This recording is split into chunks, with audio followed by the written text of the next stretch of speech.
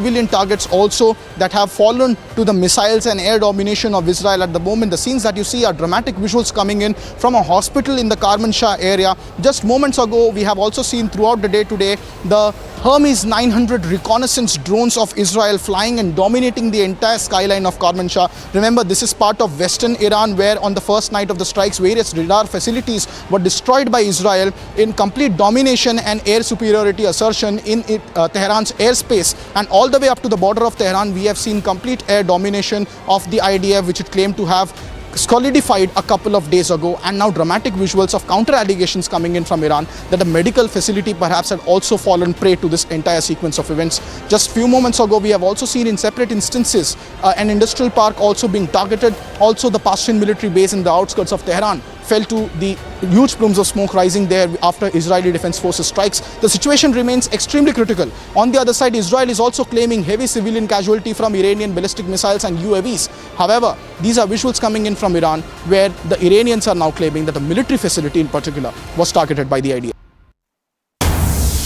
More breaking news coming in. We learned that Israel has written a letter to the United Nations saying that Iran has a strategic plan to eliminate Israel and that Israel cannot and will not accept the threat of extermination. That's a huge warning that Israel has now given out, writing a letter to the United Nations and saying, and I quote, that Iran has a strategic plan to eliminate Israel completely and that Israel cannot and will not accept the threat of extermination. Joining me on the broadcast is Kruthat, who is continuing to stay with me. Kruthat, again, Israel has made it very clear that no warning that Iran gives us will shake Israel and that Israel is not going to tolerate any further warnings. Where do you see this panning out? It's the 6th day of the Israel-Iran conflict and it is only escalating. Are we headed towards World War III? Tanisha, this is a very serious letter that has been given by the Ministry of Foreign Affairs to the United Nations Security Council at this point of time. And these are some very serious allegations. Now, it is something that the Israelis have maintained since day one when Operation Rising Lion had commenced. It is in accordance to the UN Charter. Israel is accusing that Iran has violated the UN Charter and that it was making a military nuclear-capable ballistic missile that was in violation of the standstill agreement or the safeguards agreement put in place by the IAEA. Further, in the early hours on June 13, basically this letter that has been written by the Israeli ambassador to the United Nations Security Council president is about making them privy to the operational details of Operation Rising Lion, trying to make a case of why it was important for Israel to strike Iran and to significantly destroy the clandestine efforts of the Iranian regime to develop nuclear weapons. That is the main fact that has been stated in this letter. It also states that the recently determined IAEA Board of Governors report of Iran in non-compliance of its nuclear non-proliferation treaty safeguards obligation was one of the biggest reasons why they had to go in and they had to destroy these nuclear ballistic missile capabilities that Iran was trying very hard to develop. They have also said that Iran Revolutionary Guard, which is also designated as a terrorist organization by various states, that is the statement of Israel at the moment, and its proxy networks of Houthis, Hezbollah and Hamas and others were involved in a ring of fire. So this is a very detailed explanation given by the Israelis in what seems to be a forewarning to the United Nations. Kruthat, I believe we're running short on time. We have to wrap up on that. It's time for us, ladies and gentlemen, to slip into a short break. But after the break, we'll get to the details of how Donald Trump's trade deal bluff has been called out. Prime Minister Modi making it amply clear to Donald Trump that India neither asked nor accepted any foreign mediation. All those details after a very short break.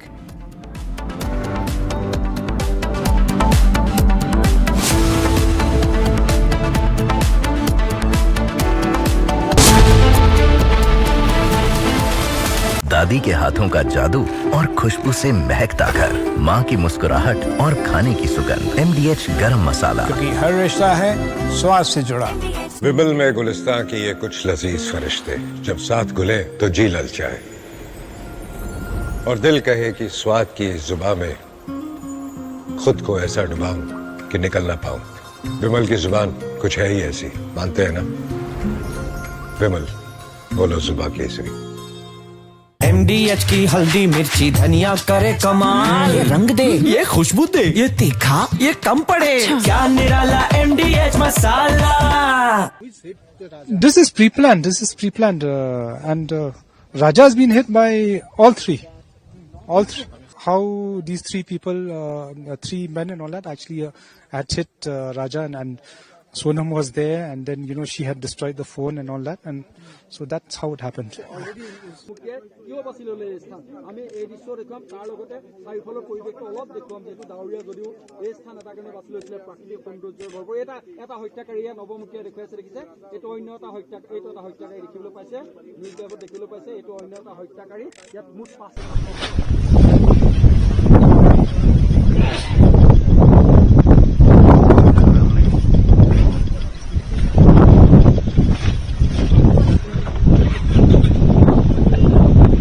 कि तमाम जो पूरा परिसर है, parking का परिसर है, और इसके ही जो क्राइम सीन को रिक्रिएट किया जाना है। तमाम से कुछ ही देर में सोनम और बाकी जो हत्यारे हैं वो यहाँ पर पहुंचेंगे और क्राइम सीन को रिक्रिएट किया जाएगा। सबसे बड़ी बात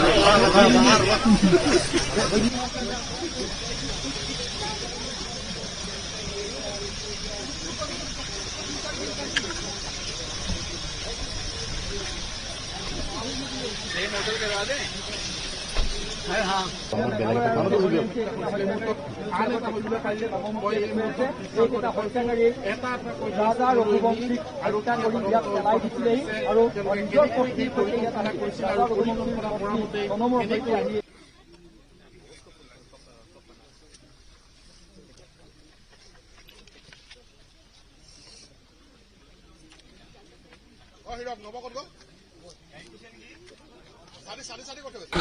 This construction has been based on the delegations we've been conducting over the last few days. I have already told you that in the delegations they have admitted to the offence, and we just had to actually replay or recast how they had done it. And we started off from the Maulakiat parking lot where they had. You can see one of the targets of the Iranian missiles, but all of them, as you can see, are completely destroyed just from one ballistic missile. You see, this is what happened from one ballistic missile that Iran shot towards Israel. This is what Iran doing. They are striking civilian residential areas all across Israel.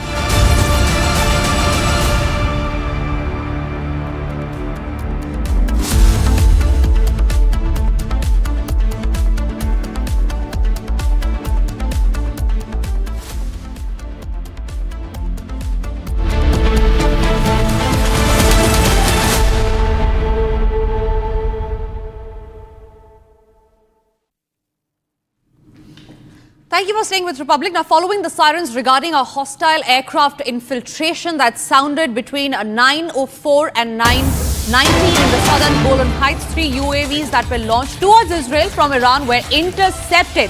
Sirens were sounded in accordance with the protocol. Remember, it's the day 6 of the escalating Iran-Israel conflict. Now, the IDF says the 3 UAVs have been intercepted by air defense system. Iran fired 2 waves of ballistic missiles at Israel overnight on Tuesday, with the first barrage beginning from around 12:40 a.m. and the second approximately 40 minutes after that. And sirens were sounded across central Israel and parts of Jueda and Samaria. Now, the first salvo reportedly involved roughly near about 50 missiles, while the second involved nearly about 10 missiles. Ratna Chakrabarti is joining us live from Tel Aviv. Ratna, yesterday you were showing us visuals from outside where you stay, where there were some interceptions that were seen. You're reporting live from Tel Aviv. Talk to us about what the situation is like on ground. Right now, there is an uneasy calm in Tel Aviv. We don't see a lot of actions happening. In the night, we have seen at least 2 sirens, possible around 10 to 15 barrages of rockets in both of them. Most of them have been intercepted, but a couple of them might have fallen. That's what the IDF have said. There have not been major injuries, at least in the last 2 barrages. That's at least from the Tel Aviv side. But apart from that, there have been also sirens in the south, in the Negev region, and also there have been sirens in the north near Haifa and the Golan and the region around the northern part of Israel. So that has been happening, but From the morning, yesterday, as we have seen, there have been siren at least once at least in the afternoon or the morning, but there has been nothing as of now, I would say.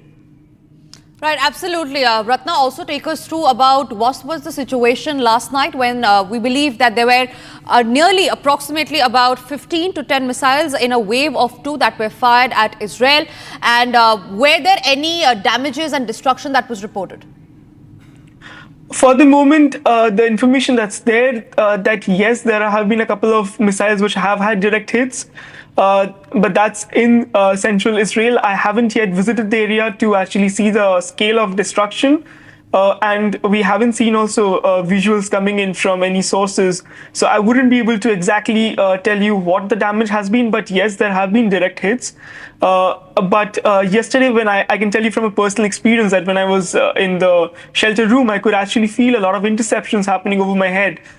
Quite more than the usual ones that we have experienced in the last few days. So it was an intense night, a couple of sirens. And let me tell you that it's an unusual one because almost on all the other days when you have seen the missiles or the barrage of missiles that are coming in, there at least been a gap of 1 to 2 hours. Yesterday's case, it was within the span of 40 minutes, we have seen 2 barrages hitting central Israel and north Israel.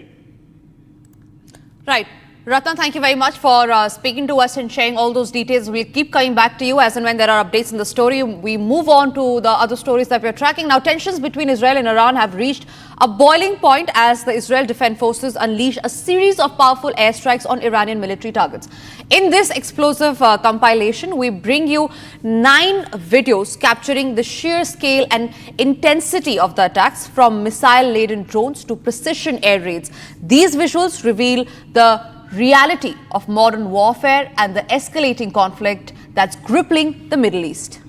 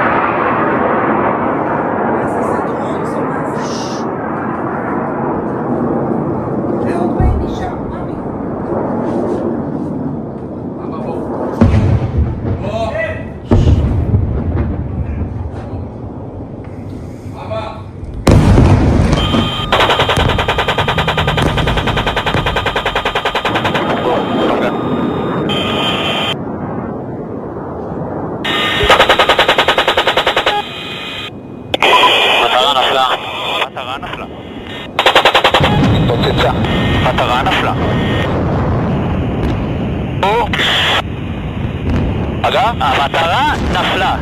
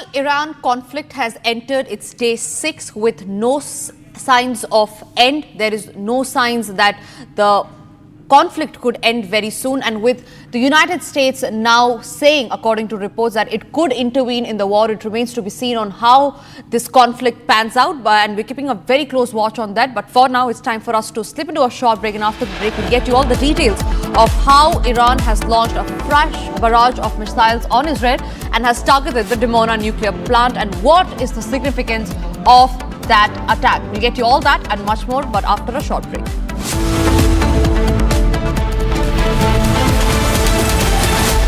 आधे bowl दही में 4 चम्मच MDH चटनी पुदीना मसाला डाला, stir करो, पुदीना चटनी तैयार। MDH चटनी पुदीना मसाला।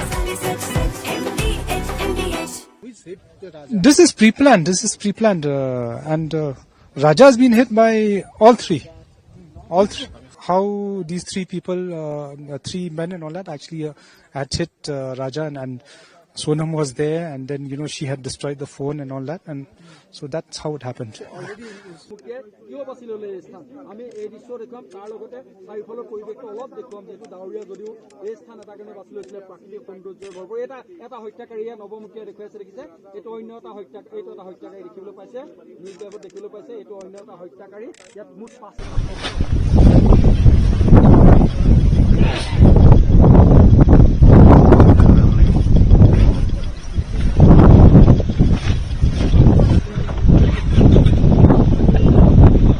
कि तमाम जो पूरा परिसर है, पार्किंग का परिसर है, और इसके ही जो क्राइम सीन को रिक्रिएट किया जाना है। तमाम से कुछ ही देर में सोनम और बाकी जो हत्यारे हैं वो यहाँ पर पहुंचेंगे और क्राइम सीन को रिक्रिएट किया जाएगा। सबसे बड़ी बात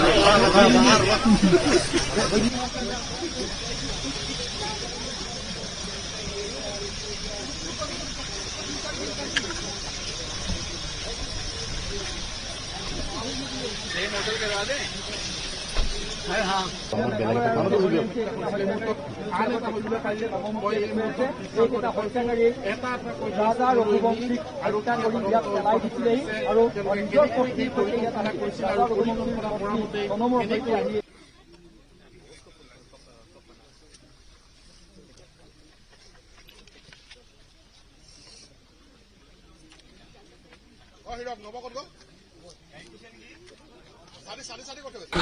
This construction has been based on the delegations we've been conducting over the last few days. I have already told you that in the delegations they have admitted to the offence, and we just had to actually replay or recast how they had done it. And we started off from the Maulakiat parking lot where they had kept the scooties. Then we have moved on to a place about 3 to 4 kilometers from Waisadong parking lot, whereby they had stopped to take photographs, and there was an attempt in that place, but it was not feasible because Raja started off his bike, and so they had to move on. And they had stopped about 200 meters away from the Waisadong parking lot. There only photographs were taken, but attempt was not made in that point. We finally came to the Waisadong parking lot where the scooties were kept. We ascertained where the scooties were kept. We had ascertained where Raja was standing.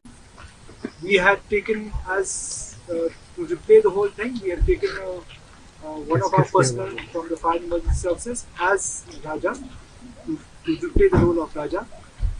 We have ascertained what was the position just before the murder, who was standing where, and how the blow took place. So 3 blows took place. The first blow was by Vishal, alias Vicky. The second blow was by Anand, and the last blow was by Akash. There's one more.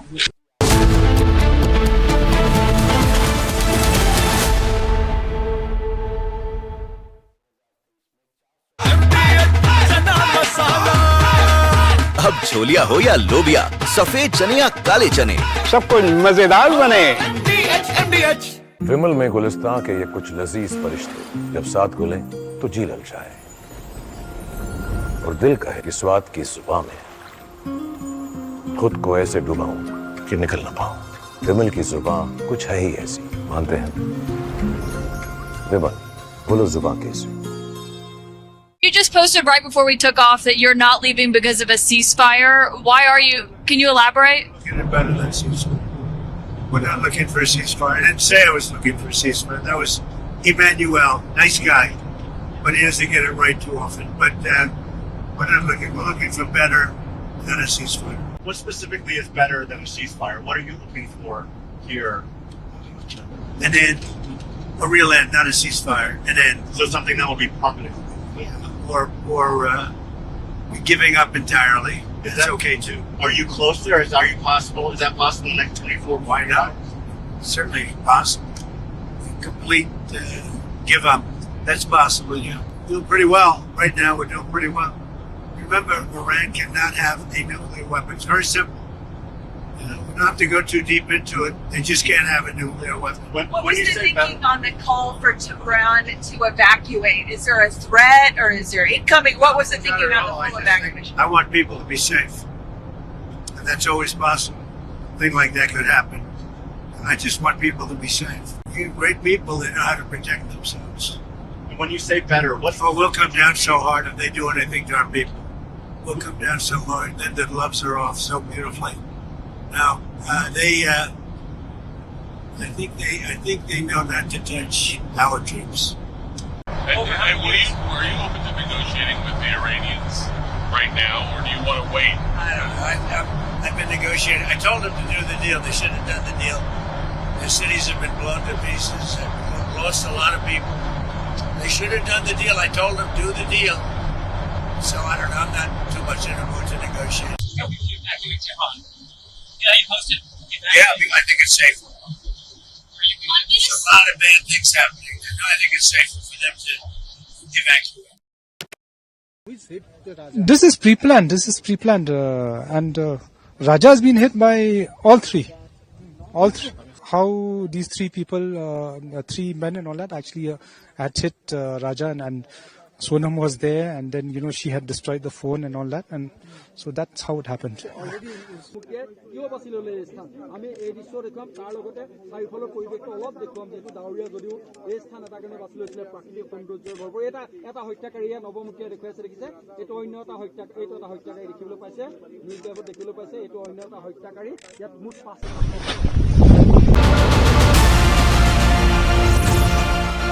You can see one of the targets of the Iranian missiles, but all of them, as you can see, are completely destroyed just from one ballistic missile.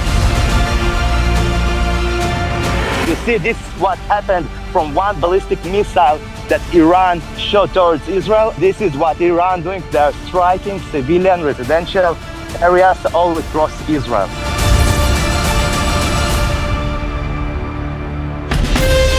From Asia's largest news headquarters, setting the agenda for Bharat.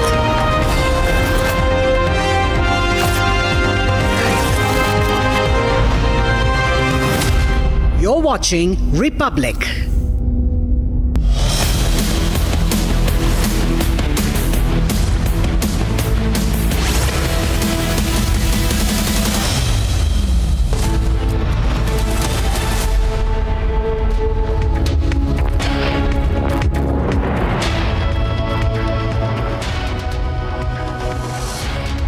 A very warm welcome, viewers. You're watching live and breaking. I'm Dr. Tamisha with you. The situation in West Asia is only escalating, viewers, and we'll get you all the latest updates. We'll get you ground reportage from West Asia. Republic TV, only channel to report from both Israel and Iran. We'll get you more. First, the headlines.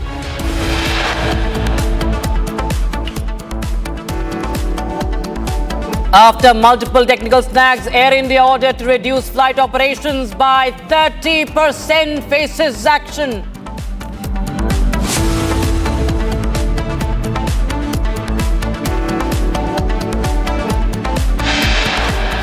Air India flight cancelled in Dubai due to a technical issue after all passengers already boarded.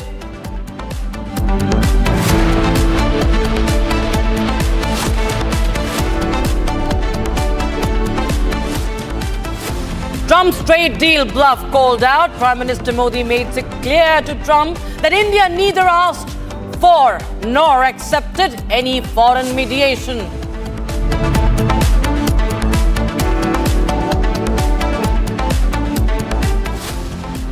Justice Verma writes letter to former Chief Justice of India, refuses to step down.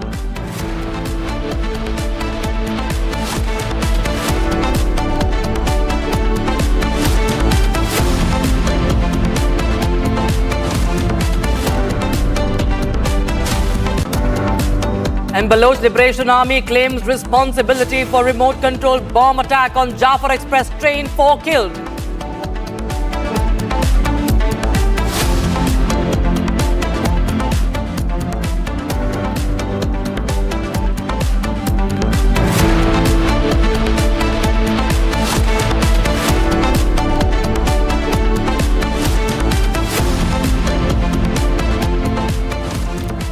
And we have breaking news coming in right now, viewers. Now, the Israeli forces, led by the 162nd Battalion, 162nd Division, is operating in the Jabalia area in the northern Gaza Strip. Now, in recent weeks, the forces eliminated numerous terrorists, dismantled the military infrastructure above and below the ground, and located and seized the weapons, some of which were hidden in the civilian buildings also. So, Israel also, viewers, has killed another Hamas terrorist, and they have found weapons in the civilian homes. So remember, the fight in Gaza, the operations in Gaza also continue. Now, who funds Hamas? It is the Iranian. The Iranian regime funds the Hamas, and now they have neutralized a Hamas terrorist also in Gaza. And the Givati Brigade has eliminated terrorist cell in Jabalia. They have found weapons also in the civilian homes. Now, you understand why in civilian areas those Israeli defense forces were carrying out operations, while we saw that the Gazans, the Palestinians and other groups have been crying foul that why is Israel targeting the civilian groups. Well, you see that the Israelis have found found weapons in civilian homes. And not just that, they have eliminated a terrorist cell in Jabalia, that's in northern Gaza. So this is of course, the soldier there in action of Israel, Israeli forces under the command of 162nd Division operating in Jabalia. And it becomes very important to understand that the situation in West Asia is only escalating, viewers. Israel was always, Israel for the longest time has been engaged with this war with the Hamas.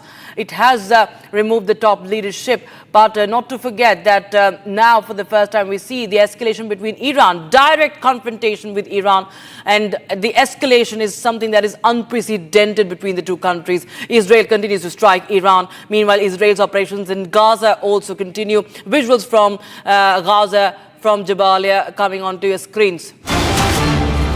Meanwhile, we have the Israeli Defense Forces statement also coming in. Let's take a listen in.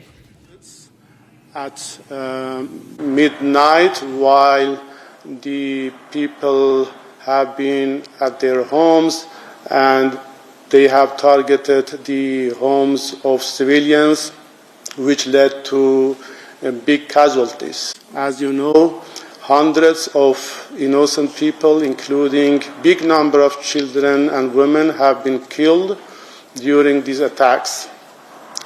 And a big number of civil infrastructure, including water and energy infrastructure, has been hit and has been destroyed. And there is a danger, a big danger around our peaceful nuclear facilities because of the possible explosion of the people not only in Iran but in our neighborhood to hazardous leaks. And all these things show that we are facing with an irresponsible entity. And the bitter fact is that this entity is supported by many Western countries, particularly United States, financially and logistically and militarily. They are providing intelligence to this entity. They are providing military arms to this entity. and they are supporting even politically, and they are trying to justify what Israel has done. It is a very complicated situation in our region. There are some things which should be clear for everybody. The first thing is that this is an act of aggression committed by Israel, no doubt about it. There are all elements which can describe an act of aggression. Israel has attacked our country without any reason. Israel has attacked our civilians, our civil infrastructure. And Israel has violated the integrity of Iran, has violated our territorial integrity, and has violated the right of Iranian people to live in peace. This is the first point which I would like to be clear for everybody. The second point is that Israel, during this aggression, has violated all norms of international law and all norms of human rights by targeting civilians, by violating the principle of distinction, the principle of proportionality, and the principle of informing the people about the attacks. And therefore, Israel has violated all norms of international humanitarian law and all principles of human rights. And this is something which should be expressed everywhere and by everybody. And the third point is that Iran will respond. Iran is resolute in responding to Israel attacks. We will show no any doubt, no any reluctance in defending our people, in defending our security, in defending our land. We will respond very, very, very seriously and strongly. And that is what we are doing now. Nobody should expect Iran to show any kind of restraint. Nobody should expect Iran to be indifferent to its security and security of the people. Iran will respond very strongly.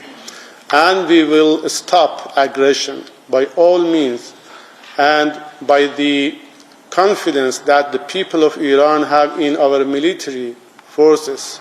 Our military forces, on behalf of our people, will defend the country and will defeat Israel. They will stop aggression, they will stop aggressors. And nobody should talk about any kind of restraint. And what we are doing now is not only on behalf of the Iranian people, it is on behalf of the humanity, because humanity is attacked. The international peace and security has been attacked, and international order has been attacked. Human rights has been attacked, international law has been attacked, and we are going to defend all of these things. And one of the reasons Israel is continuing committing such crimes is the great impunity bestowed to this entity. Whatever Israel is doing is receiving impunity by Western countries, and particularly by the United Nations Security Council. Nowadays, Security Council has become the most useless organization in the world. It does nothing. It delivers nothing. And that's one of the main reasons why Israel is continuing to commit such crimes. And the same is with the Western countries, particularly the United States. They have covered Israel by huge impunity. And when you look at the positions of different countries, Western countries, European countries, not only they are not condemning the attacks and aggression, they are trying to justify the aggression by baseless allegations, by baseless excuses. And it is shameful for those Western countries who are supporting the aggressor, who are supporting the criminal. Israel is the absolute evil in our region. Israel is the source of instability in our region. Israel is the source of crimes in our region. Israel, for many decades, has violated the rights of Palestinian people, and particularly during the last 2 years. Israel did everything against Palestinian people. I have always thought and asked myself, is there anything new that Israel can commit? Is there any new crime that Israel can reveal? And unfortunately, the answer has been always yes. Israel can every day reveal a new thing, a new crime, and a new innovation in attacking humanity, and a new initiative to breach and to cross the red lines. This is what Israel is, the absolute evil supported by the United States. What my message is to you, ladies and gentlemen, today is that Iran will strongly respond. Iran will strongly defend itself and defend the oppressed people, will defend the international law, will defend the security of our region, will defend the integrity of our country, and we will stop Israel. Thank you. Thank you, Mr. Ambassador. So please introduce yourself. First question, Christiane. Thank you very much. Mr. Ambassador, we are all looking at this horror and the attacks that happen on all sides. But a question that has fallen by the wayside a little bit, can you explain to us why? Right, that was Iranian ambassador to United Nations there speaking Geneva Ali Bahraini. He was saying that Iran will stop Israel and its evil supported by UN, and Iran will strongly respond. Iran will continue to defend itself. Also saying that Israel is source of instability in the region. All right, viewers. Meanwhile, we also have a statement coming in from the Israeli army. The Israeli army say that one of its drones downed over Iran. Okay, Israeli drone has been shot down over Iran. Confirmed by the IDF, the Israeli Defense Forces. This is the update coming in. Drone hit by surface-to-air missile. Israeli drone hit by surface-to-air missile that was launched from Iran. That's what we're getting in right now. The army, the Israeli army, confirming that the Israeli drone has been shot down.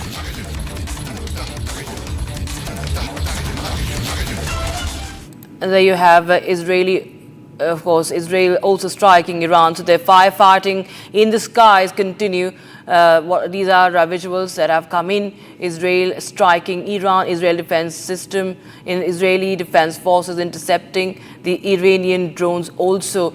But one of its drones have been downed by the ballistic missiles, the surface-to-air missiles of Iran. So you have this Israeli strike. You can see the dramatic visuals and balls of fire that have been witnessed in Tehran, in the skies of Tehran, in several parts of Iran, as Israel continues to strike multiple targets there in Iran. My colleague Nick is now. All right, we have Nick joining us from Tel Aviv right now. Nick, what is the latest situation right now as you report from Ground Zero? Yes, I'm now standing in the neighborhood in the middle of Tel Aviv. This is a residential area, and it is completely destroyed by Iranian missile. You can see the building is destroyed, and it would need to be completely destroyed because nobody can live here anymore, and it should be evacuated. And this is just one building. I can show you behind me. You can see that the whole neighborhood is destroyed. And you can see that there are no military bases. There are nothing that is strategic here.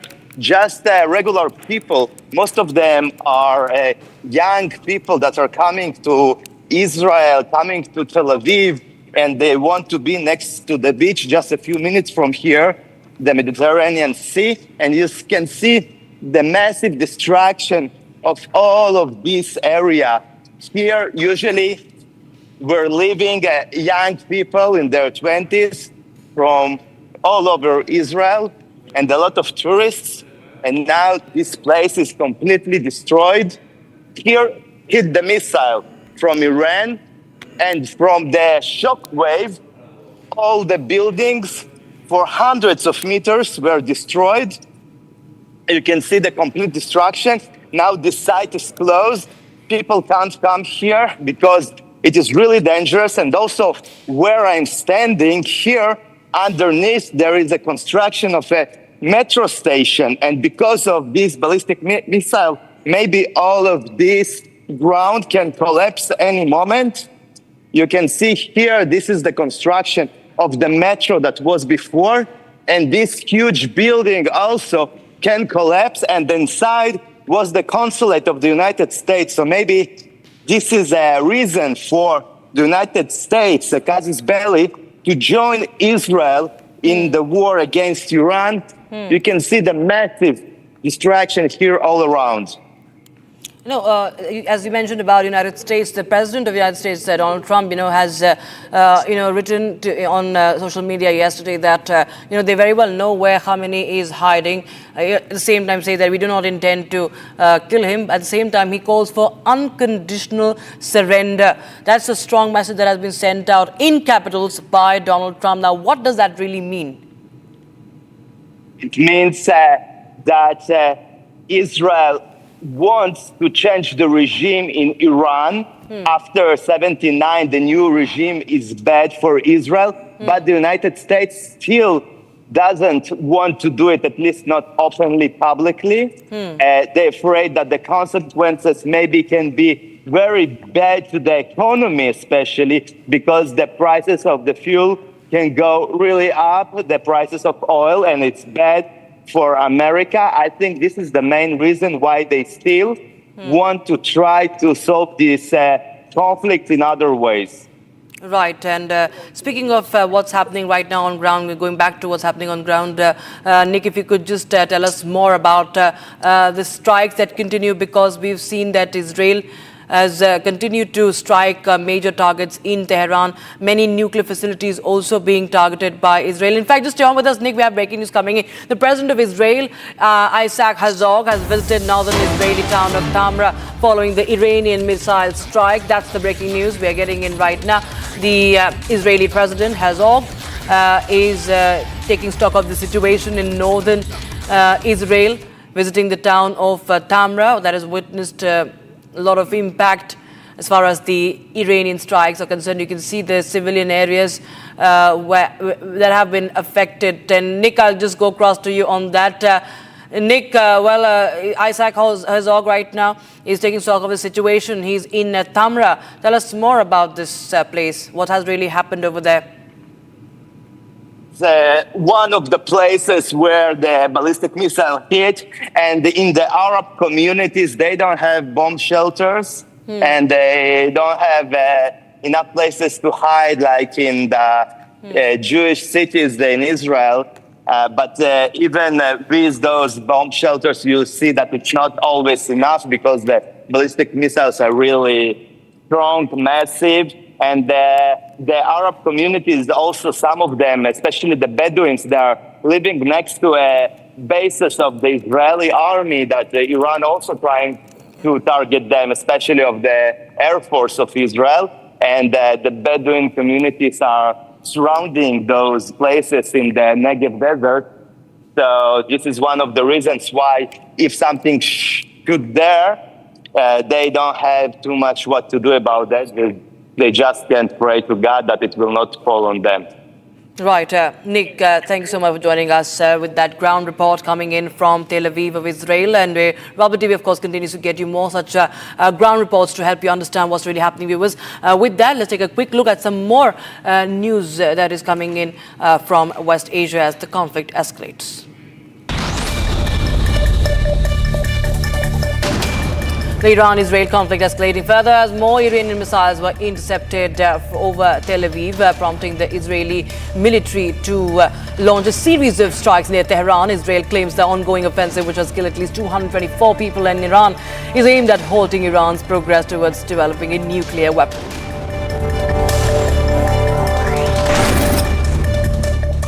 The rising hostilities in Iran dominated the G7 summit's final discussions. Canadian Prime Minister Mark Carney, hosting the summit, called for de-escalation across the Middle East and urged a ceasefire in Gaza, warning that the Iranian crisis risks igniting a broader regional conflict.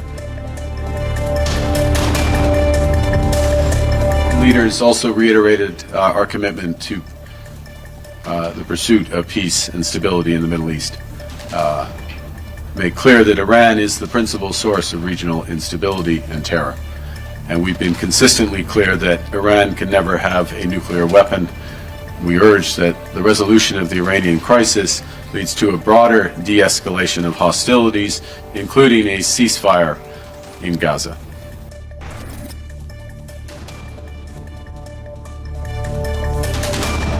Iranian missiles intercepted over Jerusalem as Tehran launched another wave of attacks on Israel amid the escalating conflict. The exchange follows days of intensifying violence, with Israel continuing its air campaign targeting Iran's military and nuclear infrastructure. Sirens sounded across Tel Aviv as the defense systems intercepted projectiles that were fired at Israel. Israel has been hitting Iran with airstrikes and drones, while Iran has been firing a wave of ballistic missiles at Israel over the past several days. Iran's top military commander, General Abdul Rahim Mousavi, warned of an imminent punitive operation against Israel and urged residents of Tel Aviv and Jaffa to evacuate, now declaring earlier missile attacks as mere warnings. Mousavi promised more forceful action soon. In response, Israel announced the killing of a senior Iranian general amid continued airstrikes.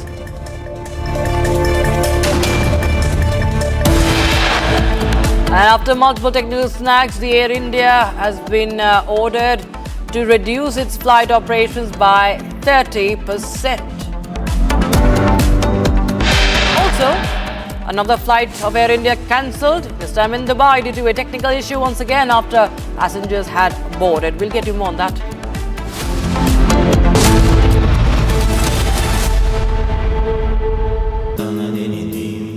Amity has been ranked among the top universities globally for producing the most employable graduates by the Times Higher Education UK. Yet another testimony to Amity's excellent placement record.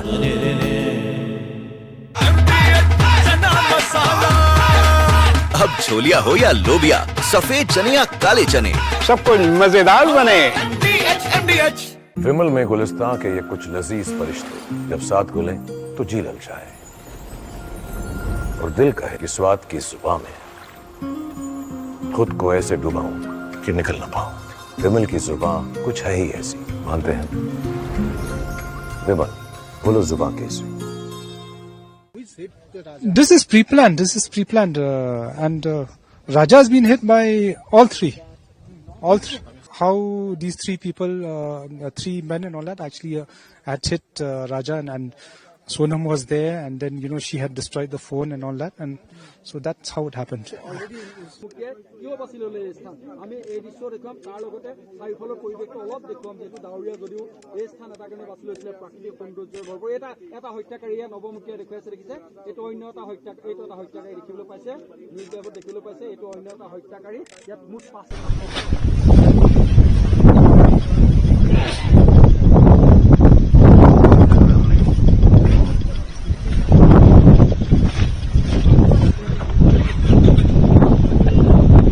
कि तमाम जो पूरा परिसर है, parking का परिसर है, और इसके ही जो क्राइम सीन को रिक्रिएट किया जाना है। तमाम से कुछ ही देर में सोनम और बाकी जो जा रहे हैं वो यहाँ पर पहुंचेंगे और क्राइम सीन को रिक्रिएट किया जाएगा। सबसे बड़ी बात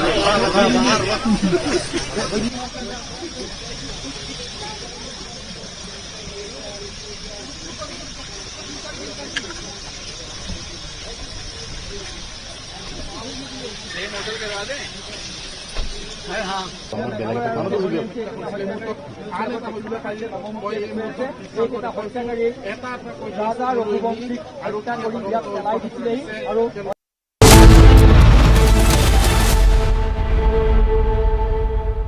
आधे बाउल दही में 4 चम्मच MDH चटनी पुदीना मसाला डाला, स्टर करो, पुदीना चटनी तैयार। MDH चटनी पुदीना मसाला।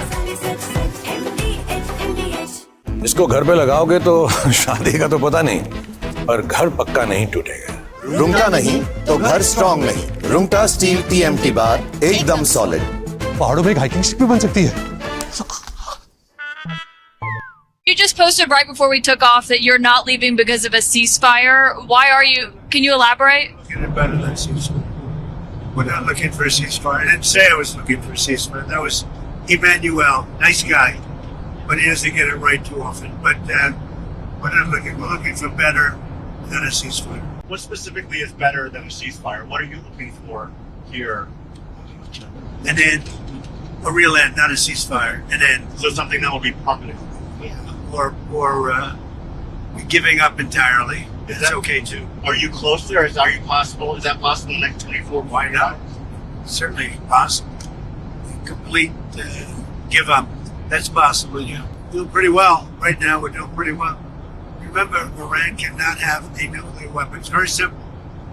You know, we don't have to go too deep into it. They just can't have a nuclear weapon. What was the thinking on the call for Tehran to evacuate? Is there a threat or is there incoming? What was the thinking on the full evacuation? I want people to be safe. And that's always possible. A thing like that could happen. I just want people to be safe. You have great people that know how to protect themselves. And when you say better, what? Oh, we'll come down so hard if they do anything to our people. We'll come down so hard that the gloves are off so beautifully. Now, I think they know not to touch our troops. And are you negotiating with the Iranians right now, or do you want to wait? I don't know. I've been negotiating. I told them to do the deal. They shouldn't have done the deal. The cities have been blown to pieces. We've lost a lot of people. They should have done the deal. I told them do the deal. So I don't know. I'm not too much in the mood to negotiate. Yeah, you posted. Yeah, I think it's safer. There's a lot of bad things happening. I think it's safer for them to evacuate. This is pre-planned. And Raja has been hit by all three. How these three people, 3 men and all that, actually had hit Raja, and Sonam was there, and then she had destroyed the phone and all that, and so that's how it happened.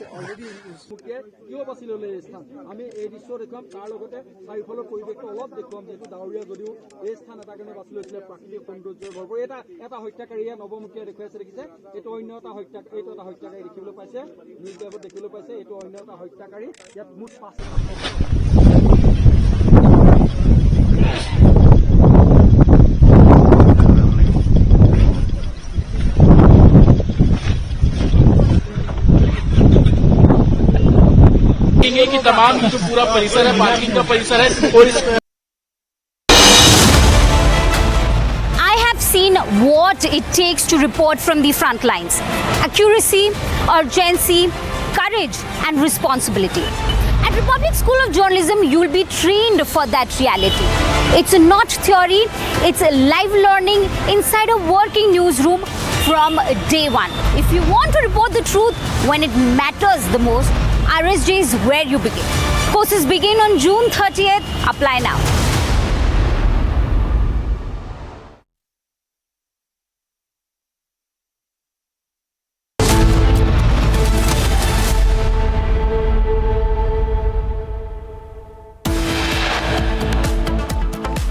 After multiple technical snags, Air India orders to reduce flight operations by 30%.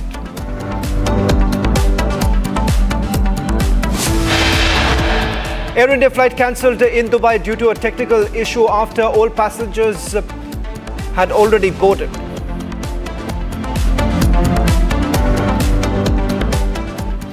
Trump's trade deal bluff called out. Prime Minister Modi makes it clear to Trump that India neither asked for nor accepted any foreign mediation.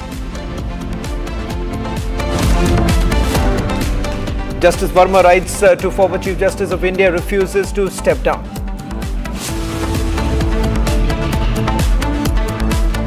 Baloch Liberation Army claims the responsibility for remote control bomb attack on Jafar Express train, 4 killed.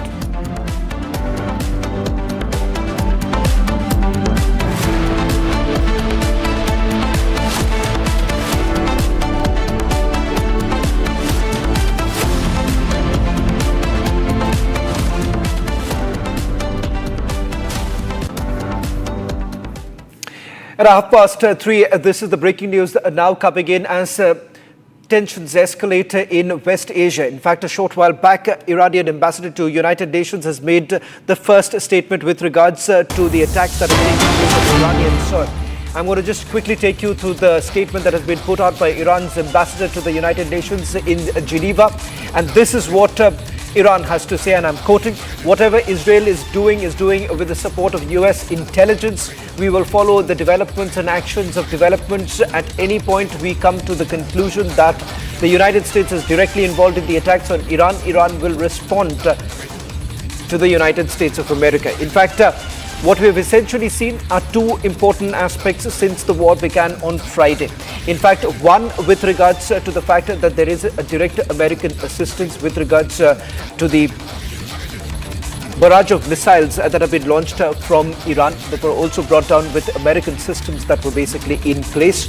Iran's first big message with regards to the alleged US involvement, saying that if at all there is a direct involvement of the United States of America, then there will be a strong response coming in from Iran. Listen in to what Iran's ambassador to the United Nations had to say a short while back. We firmly believe that the United States is complicit in what Israel is doing. Israel without the United States is nothing.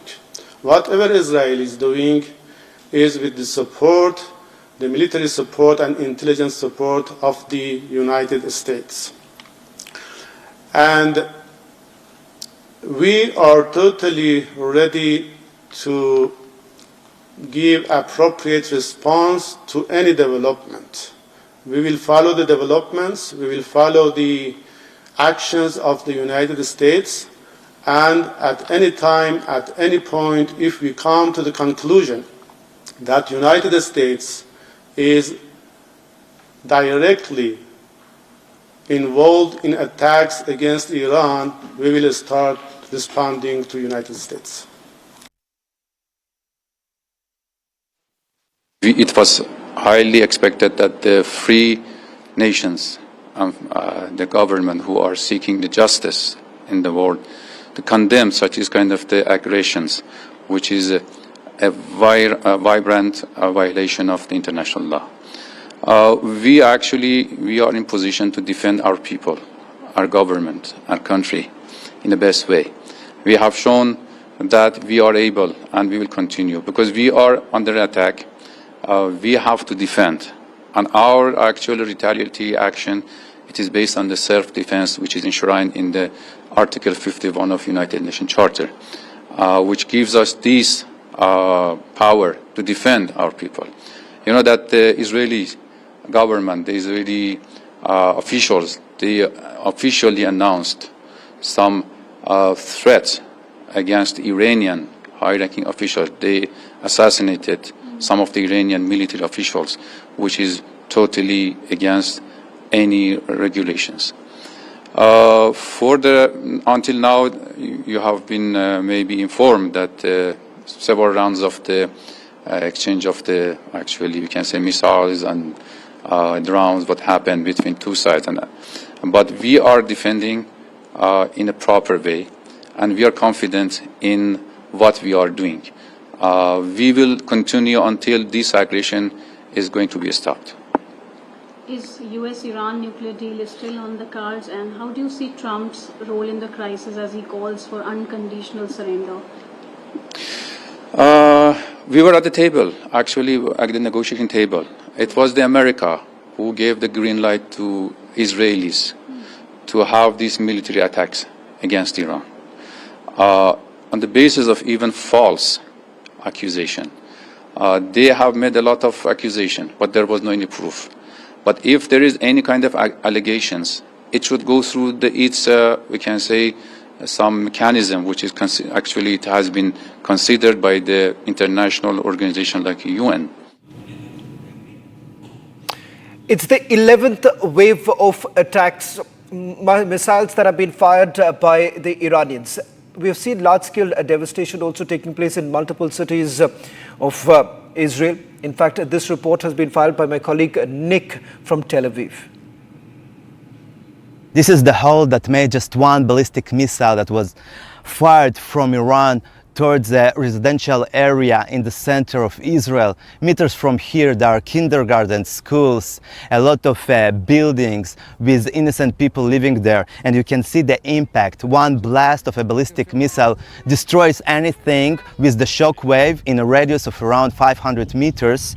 And Iran continued to bombard Israel with hundreds of those kind of missiles for 5 days. Israel tries to destroy the nuclear capability of Iran because they also can use the nuclear weapons and to strike the same areas, but the impact will be much more bigger.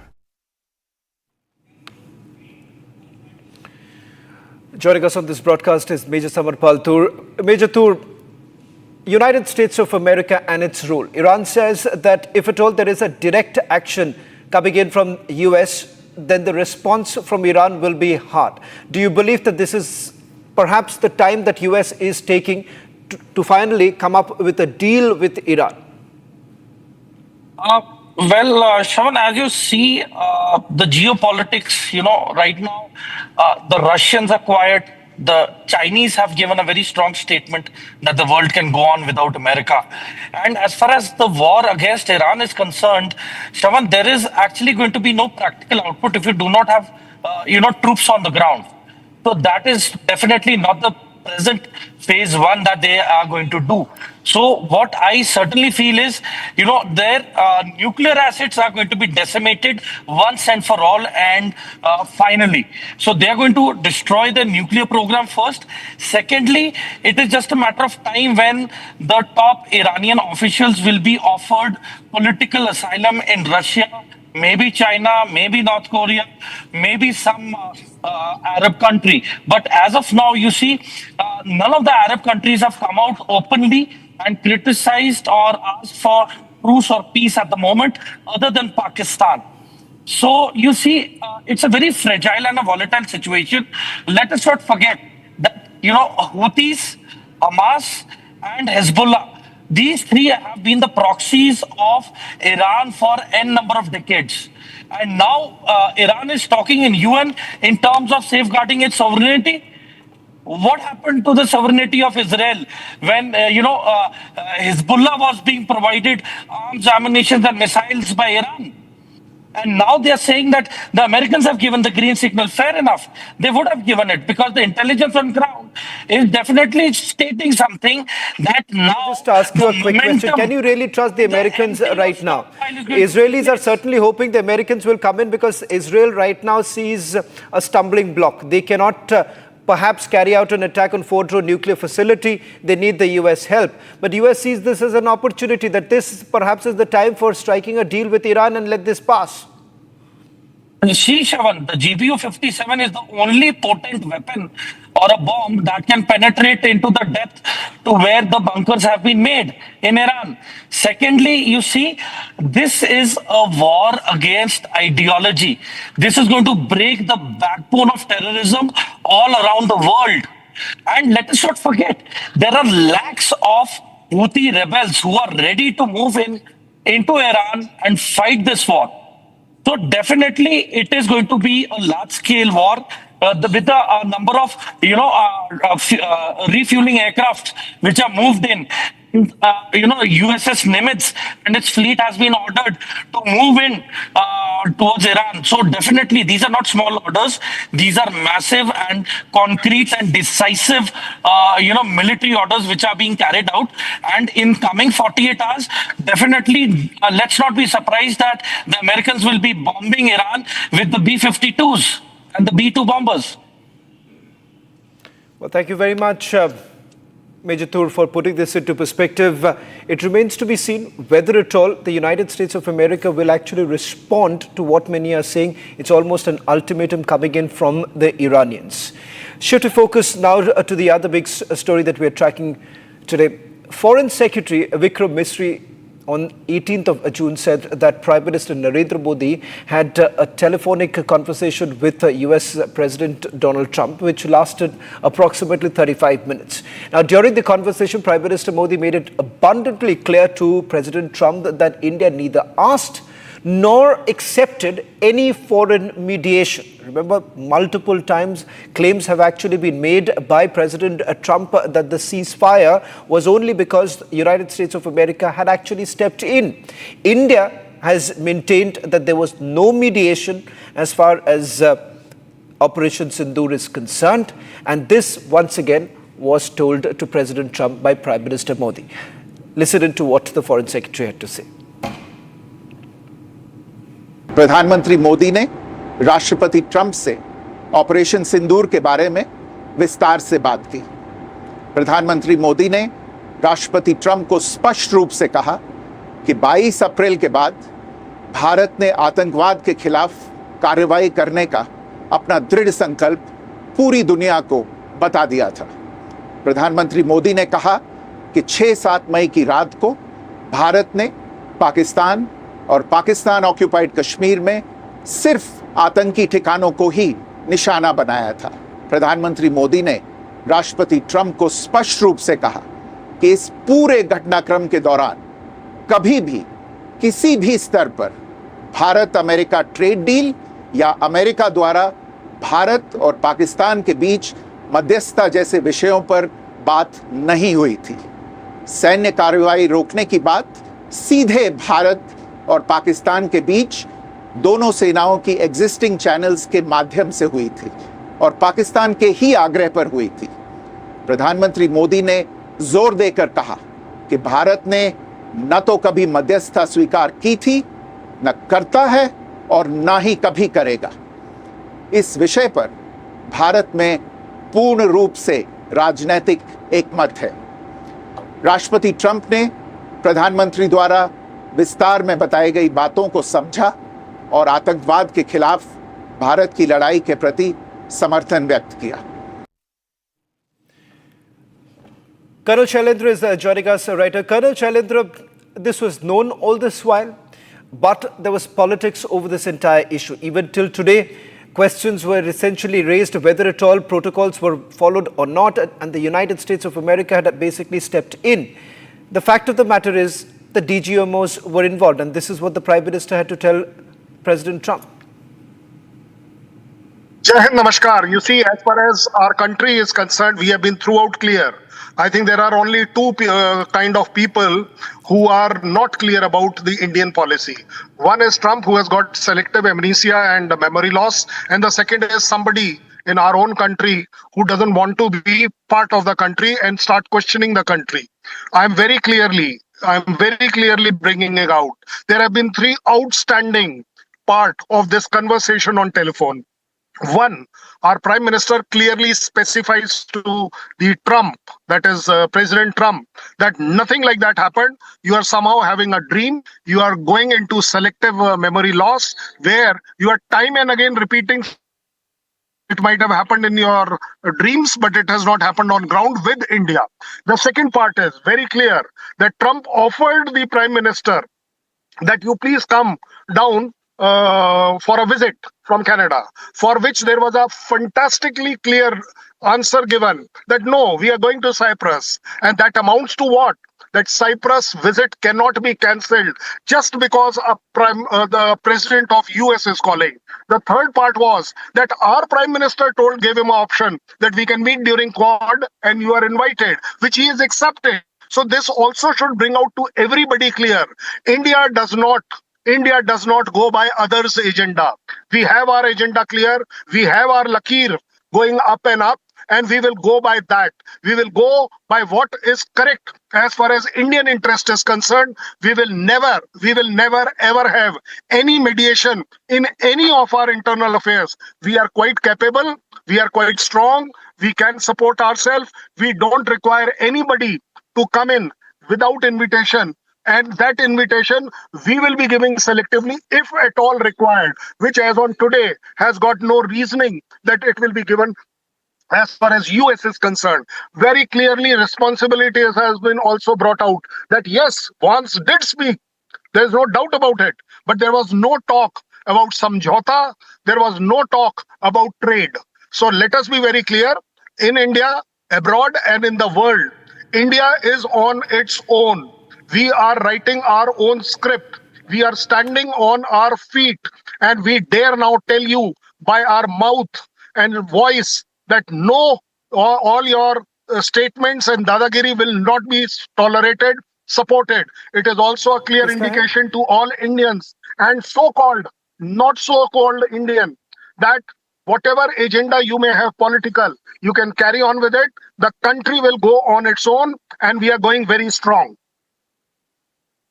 Thank you very much, Colonel Shailendra, also joining us on this broadcast. In fact, responses now coming in from the government. Earlier today, Union Minister Hardeep Singh Puri and Delhi Minister Manjinder Singh Sirsa spoke on this entire issue. Listen. I should now start calling them lie producing factory, LPF instead of INC, constantly.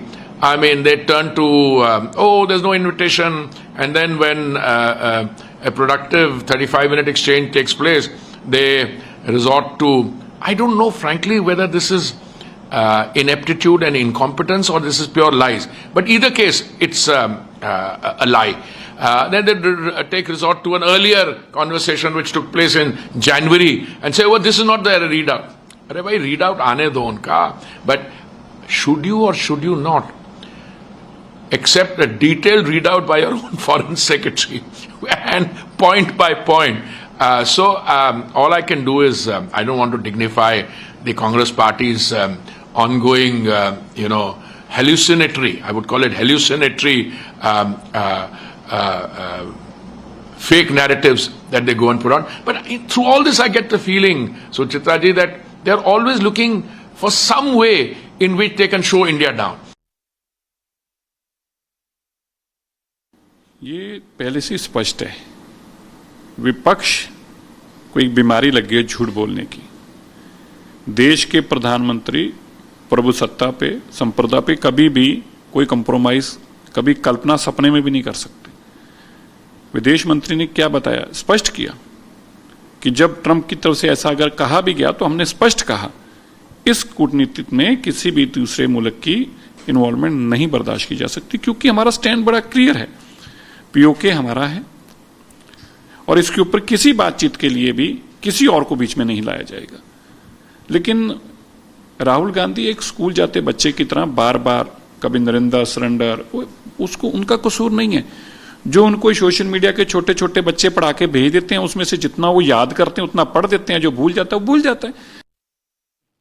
Let's also take you through what else is making news right now. Another gangster has been neutralized in Lucknow under the ongoing Operation Langra.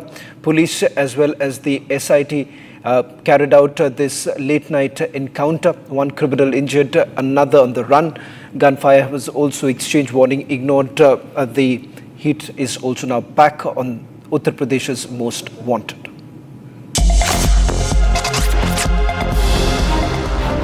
Operation Langra continues in full swing across Uttar Pradesh with another dramatic showdown unfolding in Lucknow late last night. Between 2 and 3 a.m., acting on a tip-off, the STF and Lucknow police launched a joint operation near Langra Patak. The area was cordoned off and suspects were asked to surrender, but instead they opened fire on the police.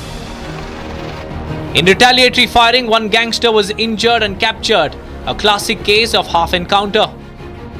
The second suspect managed to escape under the cover of darkness. A manhunt is now underway. Weapons were recovered from the scene as police tightened the noose under Operation Langra.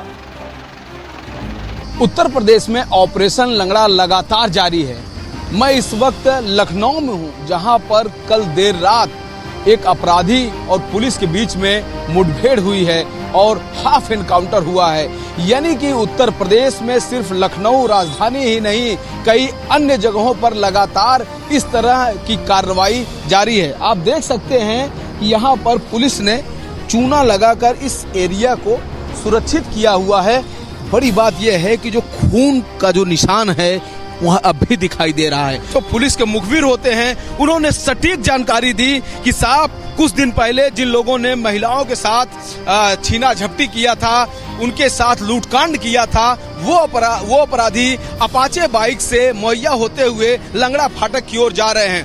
ऐसे में STF सक्रिय होती है और तुरंत यहाँ पर पहुँचती है। साथ में लखनऊ की पुलिस और लोकल आलमबाग की पुलिस होती है और यहीं पर उनको घेरने की कोशिश की जाती है, लेकिन वह लोग गोली चला देते हैं और पुलिस को फिर आत्मरक्षा में गोली चलानी पड़ती है, जिसके कारण एक बदमाश तो घायल हो जाता है और दूसरा बदमाश रात का फायदा लेकर भागने में सफल होता है।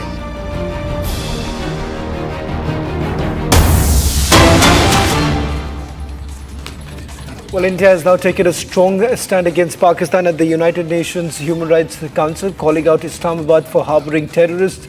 India defended Operation Sindoor, saying that defensive action is not just a right, but a solemn duty. The sharp rebuke comes at a time when Pakistan is facing rising global scrutiny for enabling cross-border terrorism. In fact, multiple delegations that have been sent out by India, parliamentarians that have visited various European nations as well as Caribbean islands, and once again reiterating India's position on this entire matter, that it is India's right to self-defense, and the fact that Pakistan has been exposed for harboring terrorists and indulging in cross-border terrorism. In fact, that's the position that India has taken all along. In fact, several of the foreign dignitaries have also been briefed about why Operation Sindoor was the need of the hour. This was in the backdrop of the horrific attack that took place in Pahalgam, claiming the lives of over 24 people.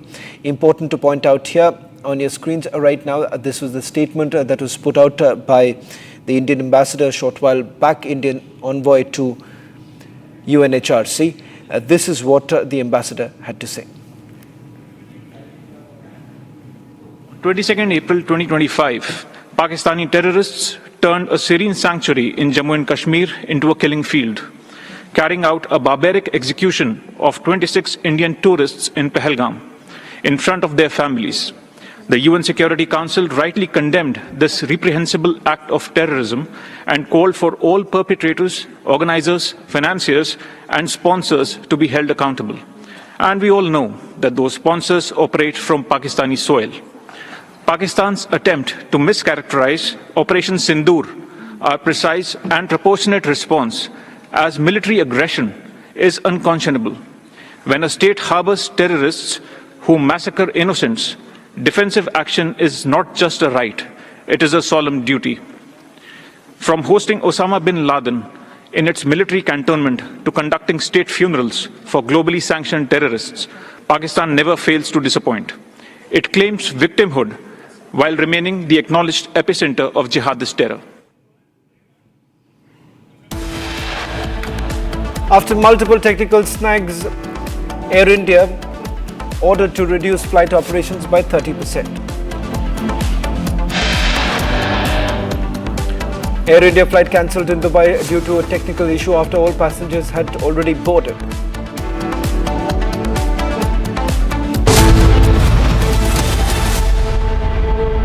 दादी के हाथों का जादू और खुशबू से महकता घर, माँ की मुस्कुराहट और खाने की सुगंध। MDH गरम मसाला, क्योंकि हर रिश्ता है स्वाद से जुड़ा। This is pre-planned. And Raja has been hit by all three.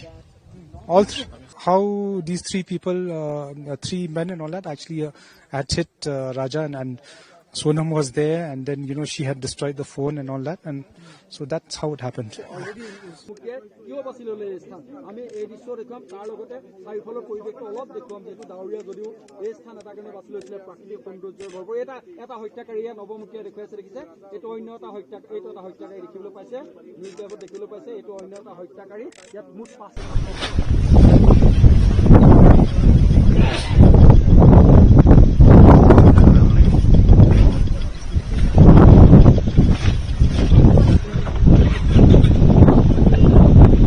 कि तमाम जो पूरा परिसर है, पार्किंग का परिसर है, और इस पे ही जो क्राइम है इसको रिक्रिएट किया जाना है। तमाम से कुछ ही देर में सोनम और बाकी के जो हत्यारे हैं वो यहाँ पर पहुंचेंगे और क्राइम सीन को रिक्रिएट किया जाएगा। सबसे बड़ी बात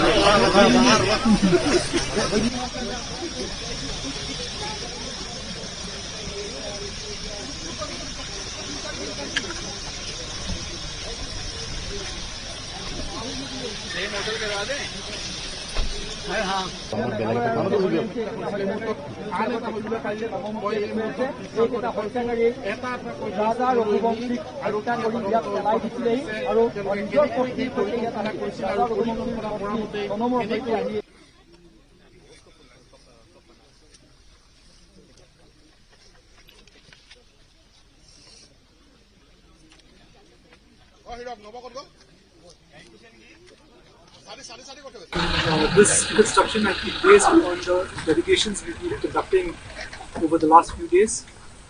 I have already told you that in the delegations they have admitted to the offence, and we just had to actually replay or recast how they had done it. And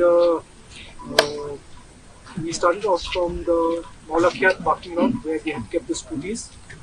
Then we have moved on to a place about 3 to 4 kilometers from Waisadong parking lot, whereby they had stopped to take photographs, and there was an attempt in that place, but it was not peaceful because Raja started off his bike, and so they had to move on.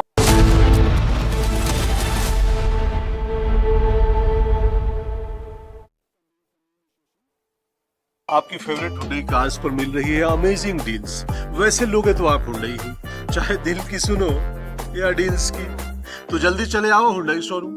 MDH की हल्दी मिर्ची धनिया करे कमाल, ये रंग दे, ये खुशबू दे, ये तीखा, ये कम पड़े, क्या निराला MDH मसाला। विमल में गुलिस्तां की ये कुछ लजीज फरिश्ते, जब साथ घुले तो जी ललचाए और दिल कहे कि स्वाद की इस जुबान में खुद को ऐसा डुबाऊं कि निकल ना पाऊं। विमल की जुबान कुछ है ही ऐसी, मानते हैं ना? विमल, बोलो जुबान Kesari. This is pre-planned, and Raja has been hit by all three. How these three people, 3 men and all that, actually had hit Raja, and Sonam was there, and then she had destroyed the phone and all that, and so that's how it happened.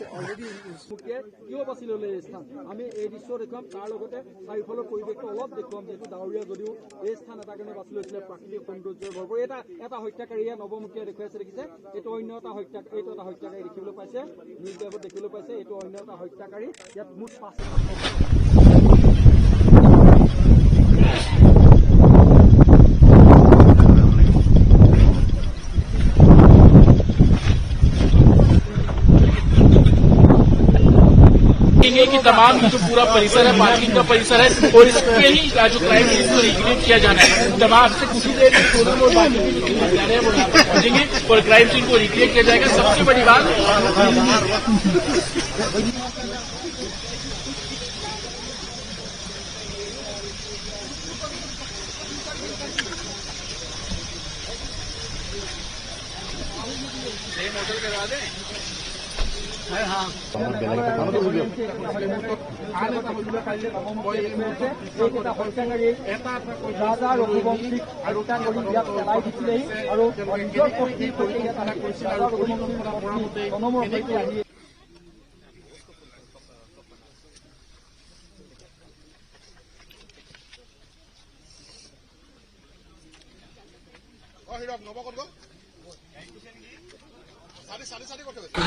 This construction has been based on the delegations we've been conducting over the last few days. I have already told you that in the delegations they have admitted to the offence, and we just had to actually replay or recast how they had done it. And we started off from the Maulakiat parking lot where they had kept the scooties. Then we have moved on to a place about 3 to 4 kilometers from Waisadong parking lot, whereby they had stopped to take photographs, and there was an attempt in that place, but it was not peaceful because Raja started off his bike, and so they had to move on. And they had stopped about 200 meters away from the Waisadong parking lot. There only photographs were taken, but attempt was not made in that point. we finally came to the Vaisaram parking lot where the scooties were kept. We ascertained where the scooties were kept. We had ascertained where Raja was standing. We had taken to replay the whole thing, we had taken a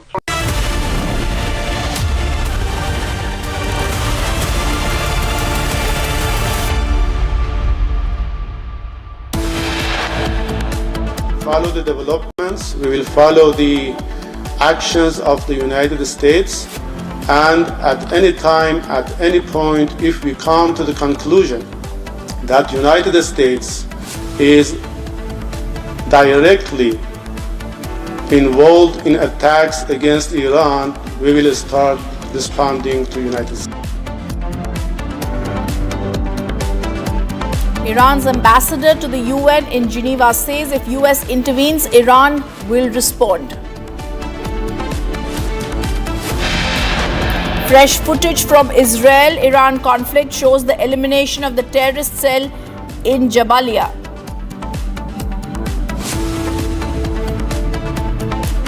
West Asia remains on the edge. Republic reports from damaged and destructed areas in Tel Aviv in Israel.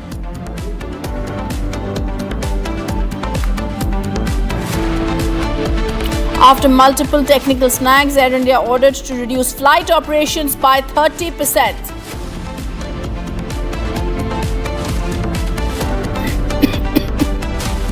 Pakistan's attempt to mischaracterize Operation Sindoor, our precise and proportionate response as military aggression, is unconscionable. When a state harbors terrorists who massacre innocents, defensive action is not just a right, it is a solemn duty.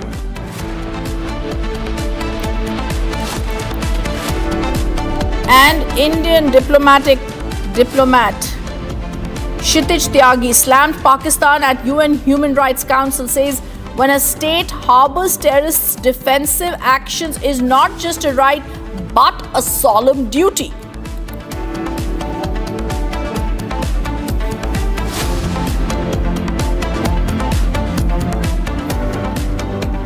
Good evening, welcome to Republic TV. Our top focus, the breaking news that's coming in. Indian markets closed relatively flat amid the Israel-Iran crisis. Nifty is now down by 0.17% and global markets trade in positive zone.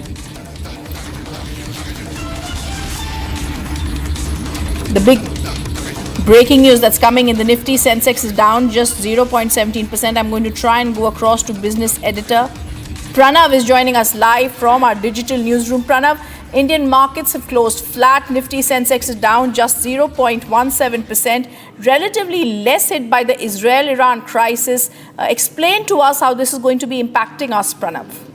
Well, yes, Indian markets have been relatively less impacted. Over the past about 5 days that the conflict has been brewing, the Indian markets have actually risen for the past 2 days, for the past two sessions, and today it has closed flat. It is, if you view it against the global markets today closed in the green zone or relatively in the positive zone, but the US markets yesterday were down about 1%. So obviously, yes, the conflict has hit global markets to an extent, but the Indian markets look relatively isolated as of now. Now, we were talking to an analyst today morning who says that some of the key factors behind the relatively isolated response of the Indian markets is one, the RBI repo rate, which took place about a week ago, followed by the strong fundamentals and the macros, which is supporting the Indian sentiment. As far as the outcome is concerned, the only fear is that if Israel indeed attacks Iran's oil wells, that is when analysts are afraid that the markets could react wildly and there could be a sharp fall. I also want to get in a sense about global markets that are trading in the positivity zone, Pranav. Global markets in the sense today, Hang Seng index was up. Some of the Asian markets have been up today.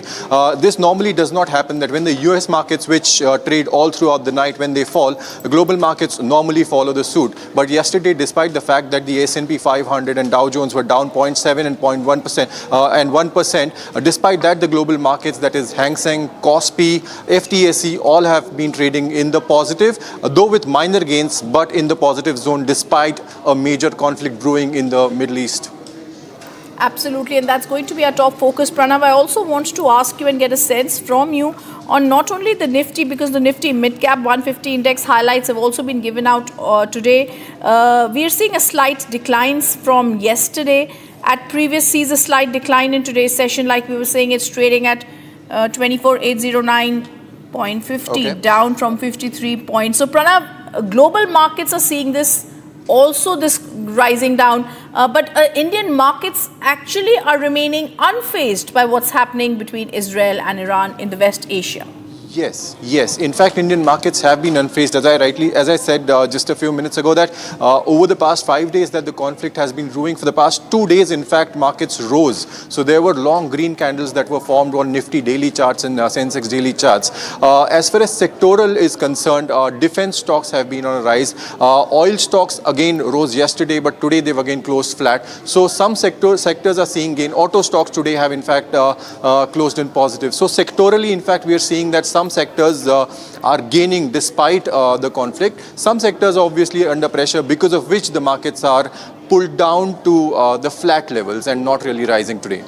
All right, thank you for giving us those details, Pranav. Now we're also going to give and get you details about the tensions between Israel and Iran that have reached a boiling point as the Israel Defense Forces unleashed a series of powerful airstrikes on Iranian military targets. In this explosive compilation, we bring you 9 shocking videos capturing the sheer scale and intensity of the attacks, from missile-laden drones to precision air raids. These videos reveal the raw reality of modern warfare and the escalating conflict that's gripping Western Asia. Viewer discretion is advised due to the graphic nature of the footage.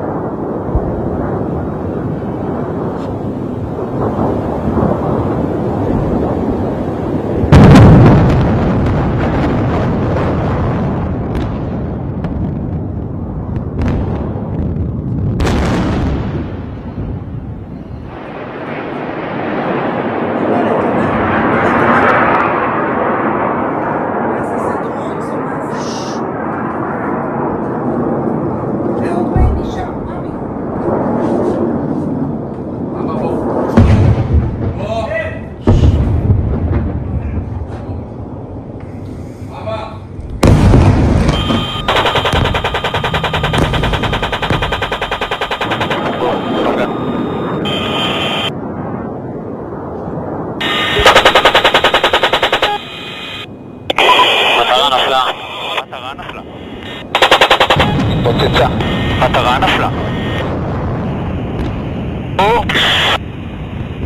אגב, המטרה נפלה.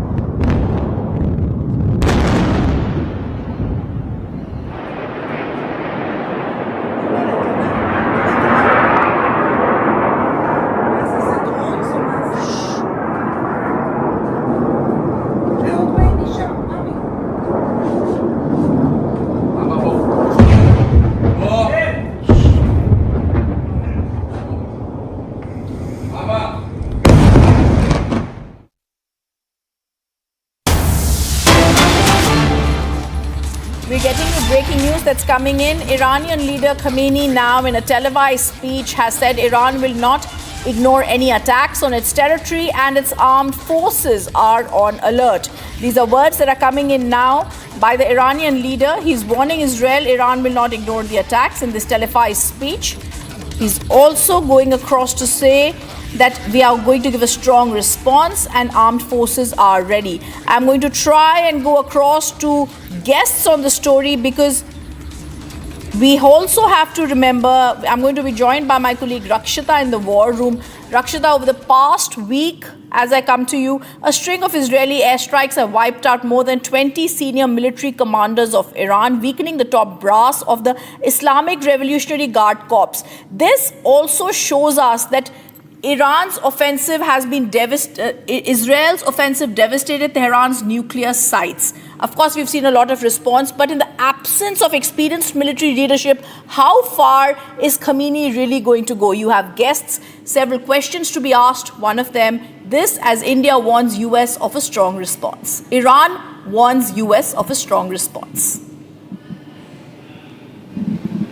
Yes, right now, this is a big statement coming in. This is the first response, remember, from Ayatollah Khamenei after what happened after what Trump had in fact said. There were posts on Truth Social by Donald Trump where he said that there should be unconditional surrender. Not to forget, he had also talked about that they very well know where Khamenei is about that. So we have Major General A.K. Sivach also joining us, and our defense expert Brigadier Sandeep Thapar also here in the war room. Major General Sivach, how do you see this? We also have Israeli entrepreneur Terry Newman who joining us from Israel right now live on the broadcast. And thank you, gentlemen, for joining us. So now this is Khamenei clearly saying that we will stand in face of imposed war just as we stand in face of imposed peace. It's a very interesting statement that has come in from Khamenei, and he remains defiant. He says that we are on alert, our defense forces are on alert. The point today is that if you see the war, and it has been 5 days now, basically Israel has able to cripple Iran to quite a bit extent. It has managed to destroy, you can say, its nuclear facility to some extent, then also energy, you can say, installation. Main thing is that managed to kill the top military commander as well as the nuclear scientist. Now the question coming is that as on today, the combat power of Israel is far superior than Iran, and the airspace has been totally dominated by the Israeli Air Force. Now the strikes which are taking place in Iran are very deadly, and they are making a lot of difference. Now the point which Donald Trump is saying, that it is not a question of ceasefire. We want a complete surrender from Iran, and Ayatollah Khamenei and the others it has to be made sure that Iran do not make nuclear weapons in any time soon. So these are the two conditions which are there, where Ayatollah Khamenei is trying to show that they are still strong enough, they will fight it out, and their next move will be also decided by after appreciating what Israel does.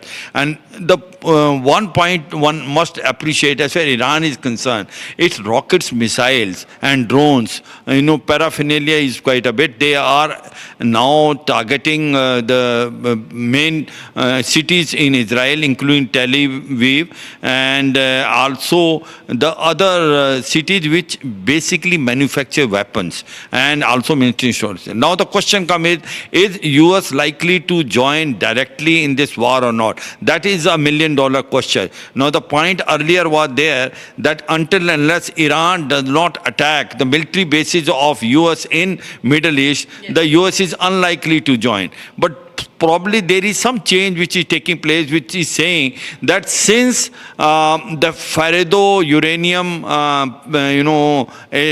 facility which is there, it is about 80 to 100 meters deep inside. Now the damage which has been done by Israel is superfluous. Until unless you do not make a dent there by hitting by bunker busting bombs, till then you will find this facility not damaged, and therefore there is a chances of USA coming into this war. It will use B-2 bombers.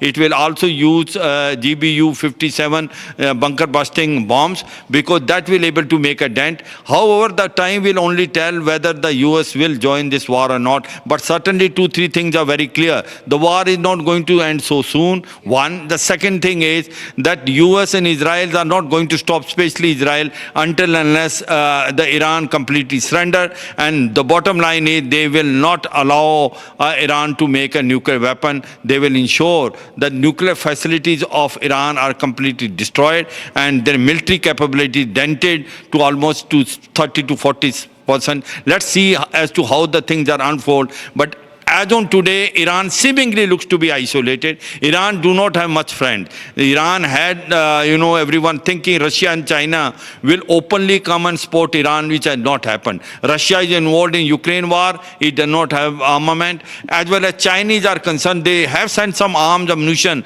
but it is limited. So therefore, as on today, it looks like that neither it has friend nor its, proxies, which were Hamas, Hezbollah and Houthi, have got capacity and capability to fight it out, because their military capability has already dented. So it looks like that it is, one can say, in case the war keeps on going, it is advantage to Israel and disadvantage to Iran, because time as that will pass, you will find more damage in Iran. And it will have a tremendous impact in the world, especially, the oil rates are going to higher. And the state of Hormuz, in case it is blocked by Iran, 30 to 40% of the world oil goes from there. We have a breaking news coming in. I'll just go across to a defense expert. But right now, there's more inputs coming in right now. The Iranian Supreme Leader has warned Israel of consequences, and that's what we're breaking right now. Iranian Supreme Leader says that Israel has made a grave mistake and will face the consequences. Remember, Khamenei has also spoken right after Trump's, big warning that there must be an unconditional surrender.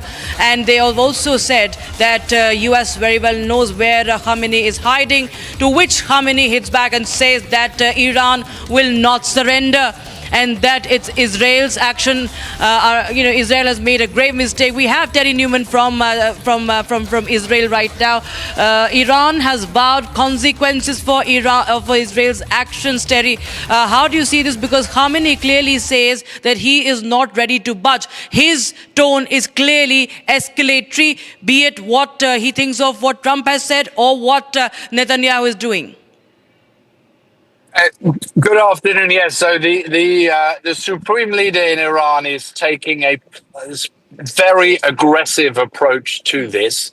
I have to say, I'm not quite sure why he's doing this. He is losing all of the senior military people around him.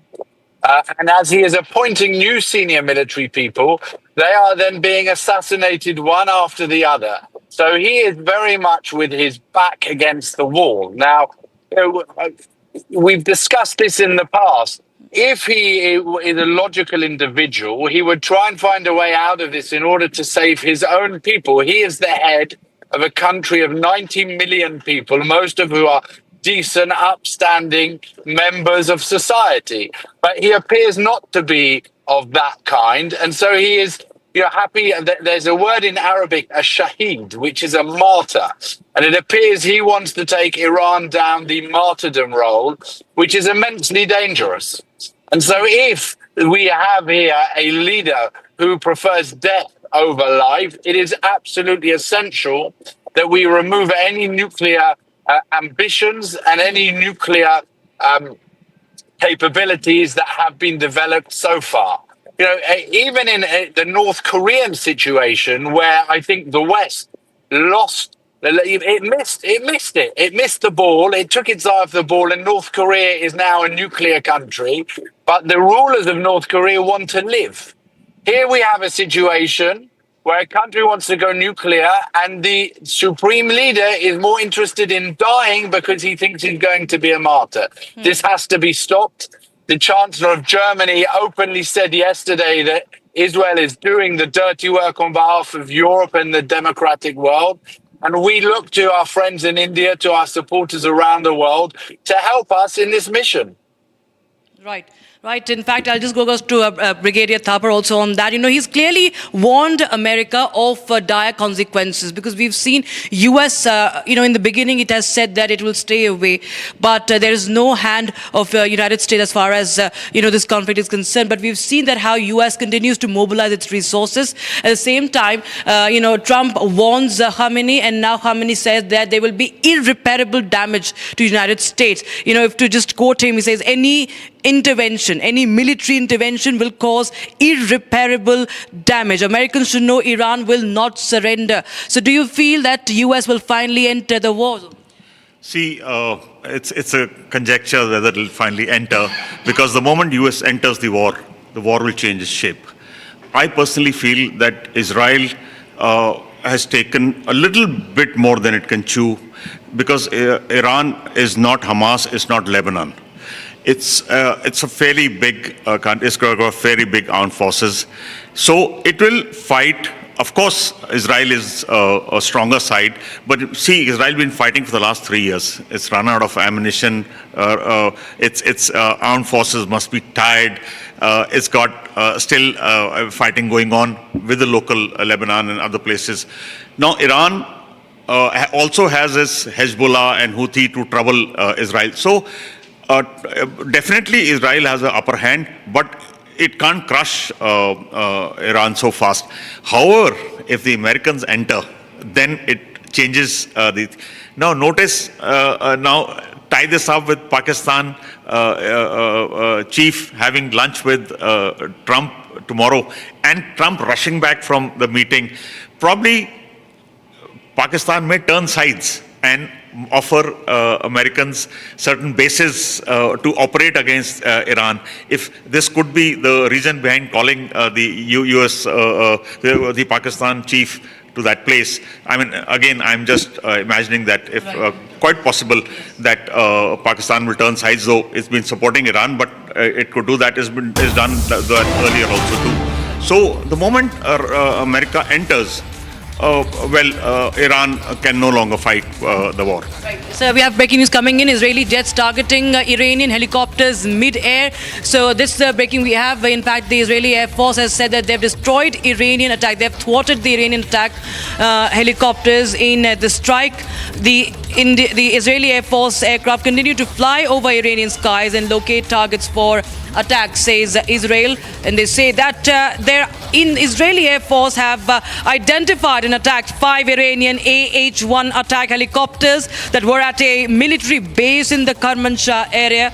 These helicopters were intended to attack the Israeli aircraft operating in the Iranian skies. So this is another, escalation. We can see Israel hitting the Iranian military base. That's what we are breaking right now. And, Major General Sivach, I'll just go across to you once again. All right, we'll just go to our guest in Israel first. I'm told he continues to be with us. Terry, now we understand that the firefighting in the skies continues in full swing, and the escalation, you can see that there are no signs of dying down. But as the Brigadier Thapar was also pointing out that, Israel could be also exhausting its resources. Here, the United States becomes a very, very important ally for Israel also, because clearly we can see there are no signs of de-escalation any soon. So what really is Israel planning to do in your understanding? Israel has no shortage of munitions. And what you are actually seeing is more countries joining the Israeli side here. We had from the German Chancellor yesterday to the French President Macron saying he is now going to get actively involved in defending Israel from the Iranian ballistic missile attacks. About 50% of the budget at the moment is going on defense and 50% is going on offense. The Americans realize that we are currently fighting their war, and that removing the nuclear threat is something that is in their interests. Obviously, if Khamenei accepts the demands of President Trump and he says, in order to save 90 million people, I will stop my nuclear plans, I will stop the project, I will hand over the keys, then we can solve all of these problems. But if he insists, then Israel will continue. We have at least another 2 weeks worth of targets in order to continue on. And you have seen that America are moving significant assets into the region, into the area, both from Europe and also from the Indian Ocean. Right. And, we will do what needs to be done. This is a generational issue.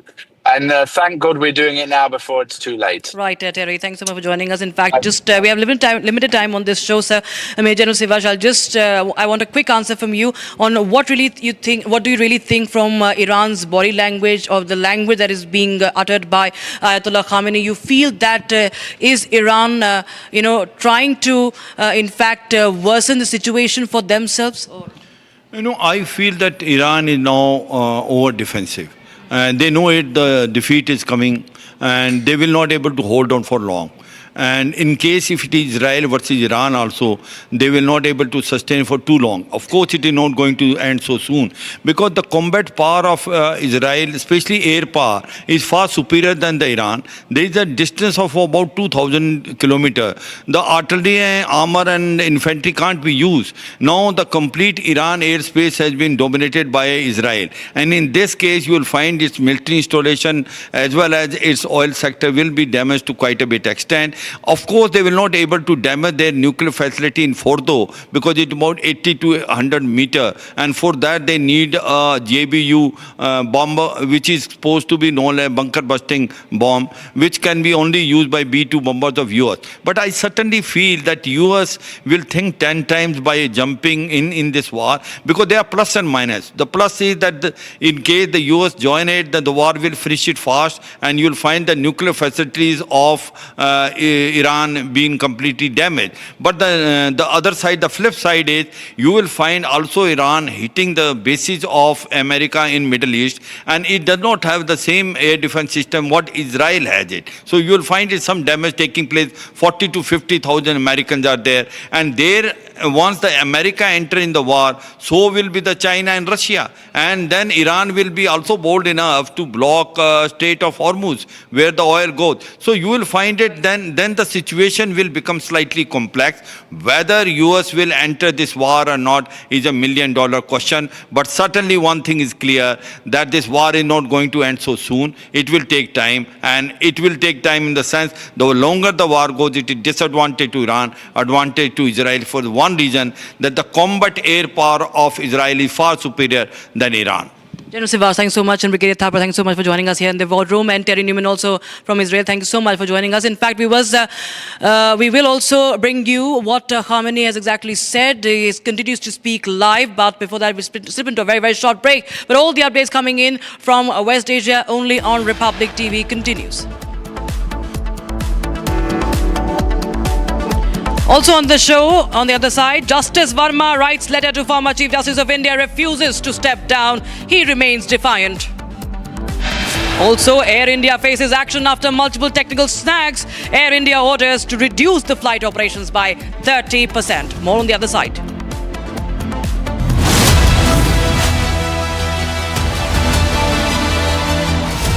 ये है secret recipe MDH का जीरा SIP जल जीरा मसाला। SIP SIP जीरा SIP MDH का जल जीरा सिप MDH का जल जीरा सिप। प्रधानमंत्री मोदी और राष्ट्रपति ट्रंप की मुलाकात G7 समिट की साइडलाइंस पर होनी तय थी। राष्ट्रपति ट्रंप को जल्दी वापस अमेरिका लौटना पड़ा, जिसके कारण ये मुलाकात नहीं हो पाई। इसके बाद राष्ट्रपति ट्रंप के आग्रह पर आज दोनों लीडर्स की फोन पर बात हुई। बातचीत लगभग 35 मिनट चली। 22 अप्रैल को पहलगाम आतंकी हमले के बाद राष्ट्रपति ट्रंप ने फोन पर प्रधानमंत्री मोदी को शोक संवेदना प्रकट की थी और आतंक के खिलाफ समर्थन व्यक्त किया था। उसके बाद दोनों लीडर्स की ये पहली बातचीत थी। इसलिए प्रधानमंत्री मोदी ने राष्ट्रपति ट्रंप से ऑपरेशन सिंदूर के बारे में विस्तार से बात की। प्रधानमंत्री मोदी ने राष्ट्रपति ट्रंप को स्पष्ट रूप से कहा कि 22 अप्रैल के बाद भारत ने आतंकवाद के खिलाफ कार्रवाई करने का अपना दृढ़ संकल्प पूरी दुनिया को बता दिया था। प्रधानमंत्री मोदी ने कहा कि 6-7 मई की रात को भारत ने पाकिस्तान और पाकिस्तान ऑक्यूपाइड कश्मीर में सिर्फ आतंकी ठिकानों को ही निशाना बनाया था। भारत के एक्शन बहुत ही मेजर्ड, प्रिसाइज और नॉन एस्केलेटरी थे। साथ ही भारत ने यह भी स्पष्ट कर दिया था कि पाकिस्तान की गोली का जवाब भारत गोले से देगा। 9 मई की रात को उपराष्ट्रपति वैंस ने प्रधानमंत्री मोदी को फोन किया था। उपराष्ट्रपति वैंस ने कहा था कि पाकिस्तान भारत पर बड़ा हमला कर सकता है। प्रधानमंत्री मोदी ने उन्हें साफ शब्दों में बताया था कि यदि ऐसा होता है तो भारत पाकिस्तान को उससे भी बड़ा जवाब देगा। 9-10 मई की रात को पाकिस्तान के हमले का भारत ने बहुत सशक्त जवाब दिया और पाकिस्तान की सेना को बहुत नुकसान पहुंचाया। उसके मिलिट्री एयर बेसिस को इनऑपरेबल बना दिया। भारत के मुंहतोड़ जवाब के कारण पाकिस्तान को भारत से सैन्य कार्रवाई रोकने का आग्रह करना पड़ा। प्रधानमंत्री मोदी ने राष्ट्रपति ट्रंप को स्पष्ट रूप से कहा कि इस पूरे घटनाक्रम के दौरान कभी भी किसी भी स्तर पर भारत अमेरिका ट्रेड डील या अमेरिका द्वारा भारत और पाकिस्तान के बीच मध्यस्थता जैसे विषयों पर बात नहीं हुई थी। सैन्य कार्रवाई रोकने की बात सीधे भारत और पाकिस्तान के बीच दोनों सेनाओं की एग्जिस्टिंग चैनल्स के माध्यम से हुई थी और पाकिस्तान के ही आग्रह पर हुई थी। प्रधानमंत्री मोदी ने जोर देकर कहा कि भारत ने न तो कभी मध्यस्थता स्वीकार की थी, न करता है और न ही कभी करेगा। इस विषय पर भारत में पूर्ण रूप से राजनीतिक एकमत है। राष्ट्रपति ट्रंप ने प्रधानमंत्री द्वारा विस्तार में बताई गई बातों को समझा और आतंकवाद के खिलाफ भारत की लड़ाई के प्रति समर्थन व्यक्त किया। प्रधानमंत्री मोदी ने यह भी कहा कि भारत अब आतंकवाद को प्रॉक्सी वॉर नहीं, युद्ध के रूप में ही देखता है और भारत का ऑपरेशन सिंदूर अब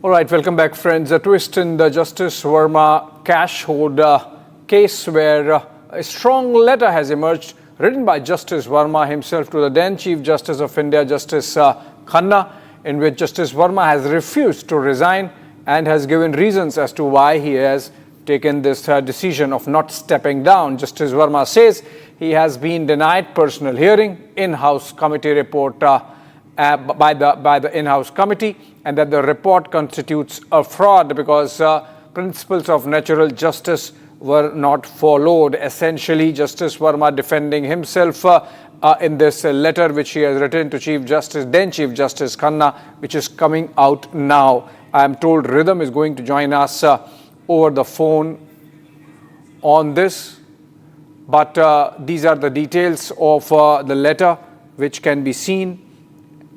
And this is very clear that Justice Verma has taken a defiant posture and is saying that principles of natural justice were not followed. Rhythm joins us, our executive editor, legal affairs, over the phone. Rhythm, A, when was this letter written? B, it is clear that Justice Verma believes that the process of law has been stacked against him. Well, absolutely. This letter was written on May 6th. It was in response, Abhishek, to the May 4th letter of former Chief Justice of India, Justice Sanjeev Khanna. May 3rd, the inquiry committee report came out. May 4th, immediately after that, with great alacrity, the former Chief Justice wrote to Justice Verma, told him he should either step down or he should go for retirement, and that should happen within 48 hours. Justice Verma, not taking kindly to the two-day deadline given by the former Chief Justice, immediately shot back this letter in which he refused to do anything. The 4 big points in this letter: first, it's very strongly worded. He's refusing to step down. He says he's been denied a personal hearing, and he also says the in-house committee report is a fraud. He defends himself. In this letter, he also goes on to say in great detail that he believes he should have been given a bigger hearing. He also says if I go across with the advice that you're telling me, my acquiescence is going to be an outcome that I consider whatever's been said against me to be true. I have 11 years of service. You need to consider that. You cannot give me just a 48-hour window. In another case like this, in Justice Sen's case, a bigger time was given to him, a larger time, and therefore I'm saying keep these documents confidential and give me a better hearing. All in all, Justice Verma refused to step down. The impeachment proceedings in the parliament could happen soon, Abhishek, because that's the only way to go with this blatant disregard for the rule of law being followed by the former Delhi High Court Judge, Justice Verma. Right, Rhythm, stay with us. In fact, we have a guest, Subhash Jha from the legal fraternity. He's advocate practicing in the Bombay High Court as also of the Supreme Court. And Mr. Jha, you know, of course, now that Justice Verma wrote a letter to the then Chief Justice, Justice Khanna, saying that in his case, principles of natural justice were not followed in terms of not giving him enough time. How tenable are these arguments given the kind of defiant tone that the letter has? See, look here, the law as it stands today, that if you pass any order, any administrative order or order of this nature, where an in-house inquiry conducted an inquiry and he was not afforded an opportunity of fair hearing, then he is justified perfectly in claiming that he was denied the principles of natural justice. Then he's absolutely right. This would be legally tenable argument. But I'm saying something different.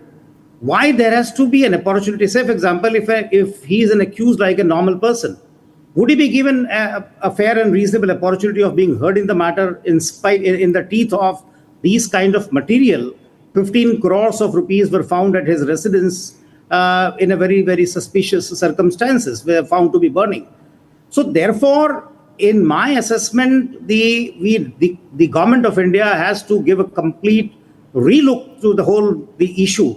This is not a solitary case of cash being found at the residence of one A judge or B judge or C judge. What about other Vermas who are sitting on fence or in every high courts or in the Supreme Court? When the government is going to rise to the occasion, I had thought when this story broke up that the government in power will rise to the occasion, and this will be time for them to ponder over a very, very serious issue of corruption, which is so rampant in the judiciary. Obviously, you know, that's the thought in everybody's mind concerned about the issue of corruption, Mr. Jha. And obviously, while the process is being followed, this is just one of the many developments on this story where Justice Verma, we are hearing of Justice Verma's side for the first time through that letter and its contents coming out. Thank you so much, Mr. Jha, for joining us. Moving on from this and on to the big one, which is Foreign Secretary Vikram Misri informed that Prime Minister Narendra Modi had a telephonic call with US President Donald Trump, which lasted about 35 minutes. And during the conversation, Prime Minister made it amply clear to Trump that India neither asked for nor accepted any foreign mediation. Now, that's really some plain speaking that the Prime Minister has done with President Trump. First, let's listen to Foreign Secretary Vikram Misri.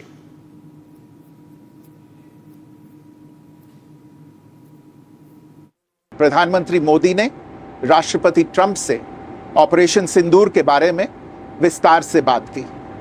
प्रधानमंत्री मोदी ने राष्ट्रपति Trump को स्पष्ट रूप से कहा कि 22 अप्रैल के बाद भारत ने आतंकवाद के खिलाफ कार्रवाई करने का अपना दृढ़ संकल्प पूरी दुनिया को बता दिया था। प्रधानमंत्री मोदी ने कहा कि 6-7 मई की रात को भारत ने पाकिस्तान और पाकिस्तान ऑक्यूपाइड कश्मीर में सिर्फ आतंकी ठिकानों को ही निशाना बनाया था। प्रधानमंत्री मोदी ने राष्ट्रपति ट्रंप को स्पष्ट रूप से कहा कि इस पूरे घटनाक्रम के दौरान कभी भी किसी भी स्तर पर भारत अमेरिका ट्रेड डील या अमेरिका द्वारा भारत और पाकिस्तान के बीच मध्यस्थता जैसे विषयों पर बात नहीं हुई थी। सैन्य कार्रवाई रोकने की बात सीधे भारत और पाकिस्तान के बीच दोनों सेनाओं की एग्जिस्टिंग चैनल्स के माध्यम से हुई थी और पाकिस्तान के ही आग्रह पर हुई थी। प्रधानमंत्री मोदी ने जोर देकर कहा कि भारत ने न तो कभी मध्यस्थता स्वीकार की थी, न करता है और न ही कभी करेगा। इस विषय पर भारत में पूर्ण रूप से राजनीतिक एकमत है। राष्ट्रपति ट्रंप ने प्रधानमंत्री द्वारा विस्तार में बताई गई बातों को समझा और आतंकवाद के खिलाफ भारत की लड़ाई के प्रति समर्थन व्यक्त किया। All right, getting in some latest response from the BJP, which has hit out at the Congress party over their allegation that Trump had mediated on India-Pakistan conflict after Prime Minister did that straight talk with Trump. Listen in to Hardeep Puri, Minister. I should now start calling them lie-producing factory, LPF instead of INC, constantly. I mean, they turn to, there's no invitation. And then when a productive 35-minute exchange takes place, they resort to, I don't know, frankly, whether this is ineptitude and incompetence or this is pure lies. But either case, it's a lie. Then they take resort to an earlier conversation which took place in January and say, this is not the readout. Arey bhai, readout aane do unka. But should you or should you not accept a detailed readout by your own foreign secretary and point by point?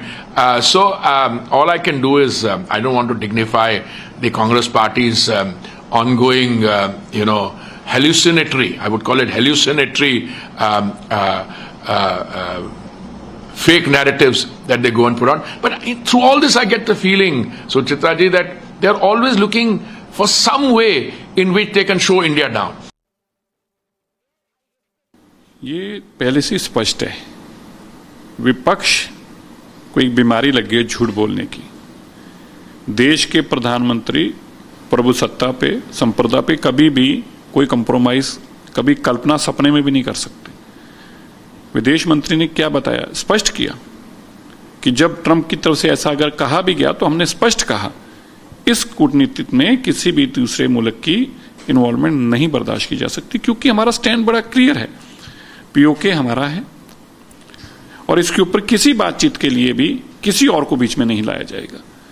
लेकिन राहुल गांधी एक school जाते बच्चे की तरह बार बार कभी Narendra surrender, उसको उनका कसूर नहीं है।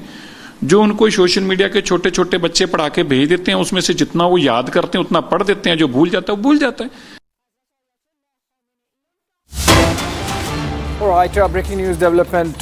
Israel's Prime Minister Benjamin Netanyahu has released another message, a strong one, attacking Iran, saying that Iran must not be allowed to acquire nuclear weapons. He has called Tehran the world's most dangerous regime and added that Israel will do whatever it takes to prevent it from gaining what he called the world's most dangerous weapon.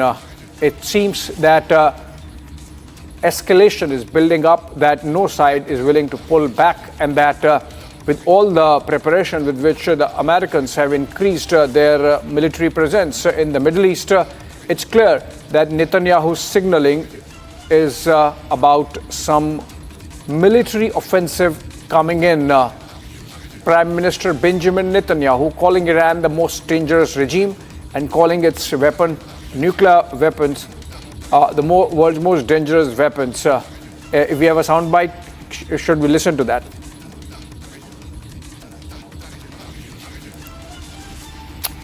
All right, moving on. In fact, there is a rebuttal coming in with Iran's ambassador to the United Nations in Geneva, who has hit back, saying whatever Israel is doing, it's doing with US intelligence support.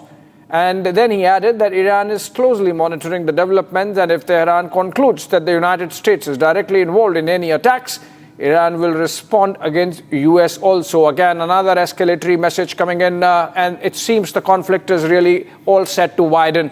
Let's listen into Iranian envoy to UN. We firmly believe that the United States is a complicit in what Israel is doing.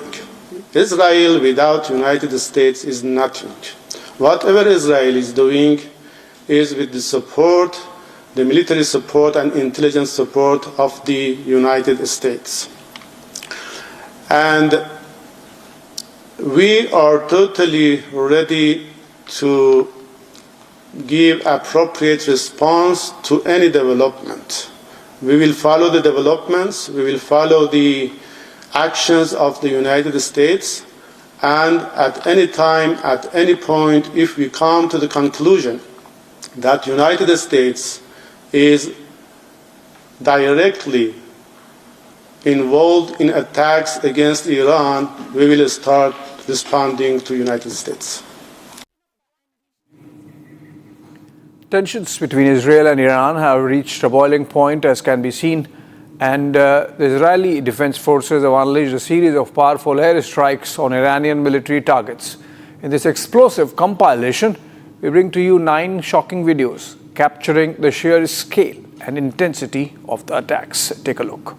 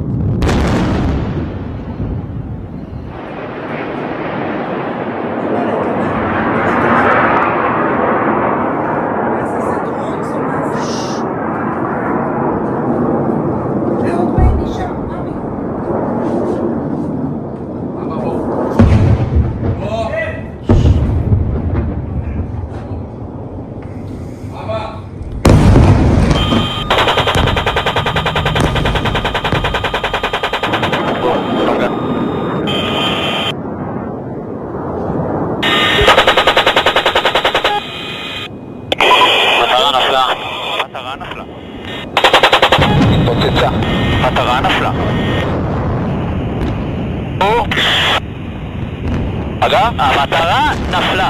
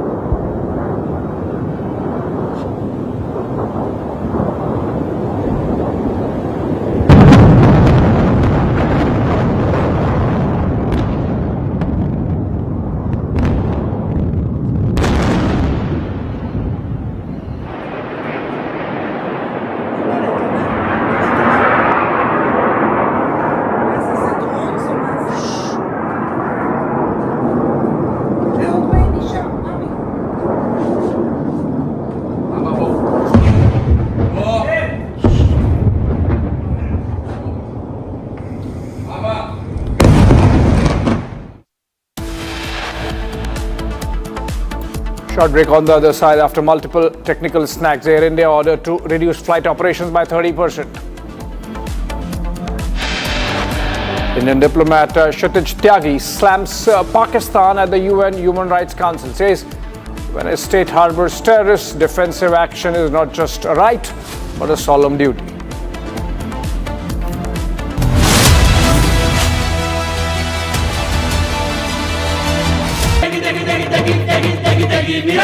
MDH की देगी मीरज, देगी मिरज का तड़का, अंग अंग फड़का। MDH की देगी मीरज। विबल में गुलिस्तां की ये कुछ लजीज फरिश्ते जब साथ गुले तो जी ललचाए और दिल कहे कि स्वाद की इस जुबान में खुद को ऐसा डुबाऊं कि निकल ना पाऊं। विमल की जुबान कुछ है ही ऐसी, मानते हैं ना? विमल, बोलो जुबा Kesari. The Iran-Israel conflict has flared up in earnest. What we saw initially was the good cop, bad cop routine in which the United States was playing the good cop by engaging Iran in talks, and all the while Israel was giving threats of taking military action, strong military action to destroy the nascent Iranian nuclear capability. In fact, this good cop, bad cop routine was used to achieve surprise.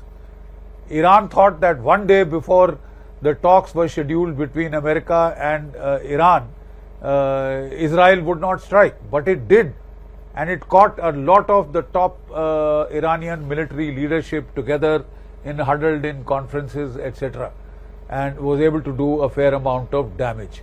So far, what has the Israeli strategy been? The Israeli strategy has been to carry out a surgical strike against Iran's nuclear capability, nascent nuclear capability. To that extent, it has hit Natanz, the nuclear enrichment site.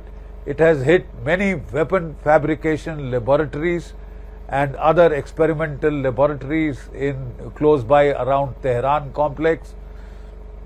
It has also primarily hit at command and control targets. It has eliminated a large number of Iranian senior military officials, which include the head of the IRGC, the head of the Iranian army, head of the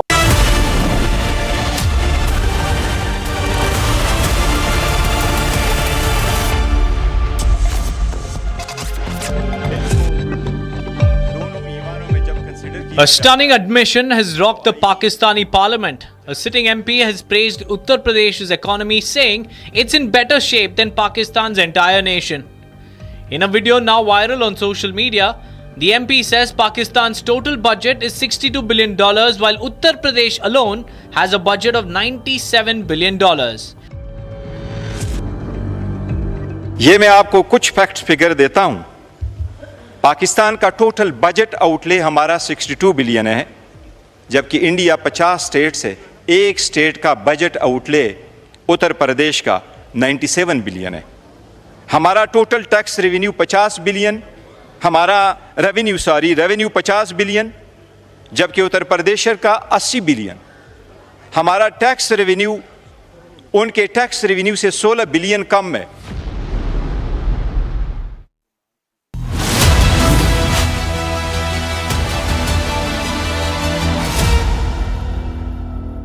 secret recipe MDH का जीरा SIP जल जीरा मसाला. SIP SIP जीरा SIP MDH का जल्दी और जीरा SIP MDH का जल जीरा SIP. You just posted right before we took off that you're not leaving because of a ceasefire. Why are you? Can you elaborate? Get it better than ceasefire.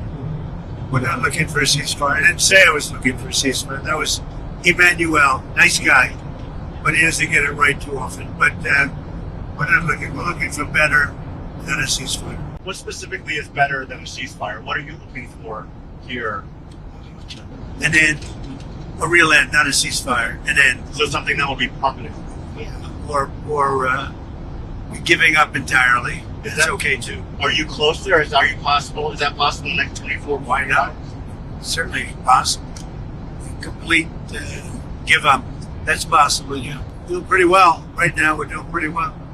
Remember, Iran cannot have a nuclear weapon. It's very simple. We don't have to go too deep into it. They just can't have a nuclear weapon. What was the thinking on the call for Tehran to evacuate? Is there a threat or is there incoming? What was the thinking on the full evacuation? I want people to be safe. And that's always possible. A thing like that could happen. I just want people to be safe. We have great people that know how to protect themselves. And when you say better, what? Oh, we'll come down so hard if they do anything to our people. We'll come down so hard that the gloves are off so beautifully. Now, I think they know not to touch our troops. And were you open to negotiating with the Iranians? right now, or do you want to wait? I don't know. I've been negotiating. I told them to do the deal. They should have done the deal. Their cities have been blown to pieces. They've lost a lot of people. They should have done the deal. I told them do the deal. So I don't know. I'm not too much in the mood to negotiate. Yeah, you posted. Yeah, I think it's safe. There's a lot of bad things happening. I think it's safer for them to evacuate. प्रधानमंत्री मोदी और राष्ट्रपति Trump की मुलाकात G7 summit की sidelines पर होनी तय थी।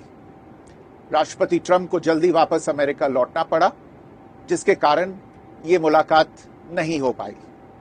इसके बाद राष्ट्रपति ट्रंप के आग्रह पर आज दोनों लीडर्स की फोन पर बात हुई। बातचीत लगभग 35 मिनट चली। 22 अप्रैल को पहलगाम आतंकी हमले के बाद राष्ट्रपति ट्रंप ने फोन पर प्रधानमंत्री मोदी को शोक संवेदना प्रकट की थी और आतंक के खिलाफ समर्थन व्यक्त किया था। उसके बाद दोनों लीडर्स की ये पहली बातचीत थी। इसलिए प्रधानमंत्री मोदी ने राष्ट्रपति ट्रंप से ऑपरेशन सिंदूर के बारे में विस्तार से बात की। प्रधानमंत्री मोदी ने राष्ट्रपति ट्रंप को स्पष्ट रूप से कहा कि 22 अप्रैल के बाद भारत ने आतंकवाद के खिलाफ कार्रवाई करने का अपना दृढ़ संकल्प पूरी दुनिया को बता दिया था। प्रधानमंत्री मोदी ने कहा कि 6-7 मई की रात को भारत ने पाकिस्तान और पाकिस्तान ऑक्यूपाइड कश्मीर में सिर्फ आतंकी ठिकानों को ही निशाना बनाया था। भारत के एक्शन बहुत ही मेजर्ड, प्रिसाइज और नॉन एस्केलेटरी थे। साथ ही भारत ने यह भी स्पष्ट कर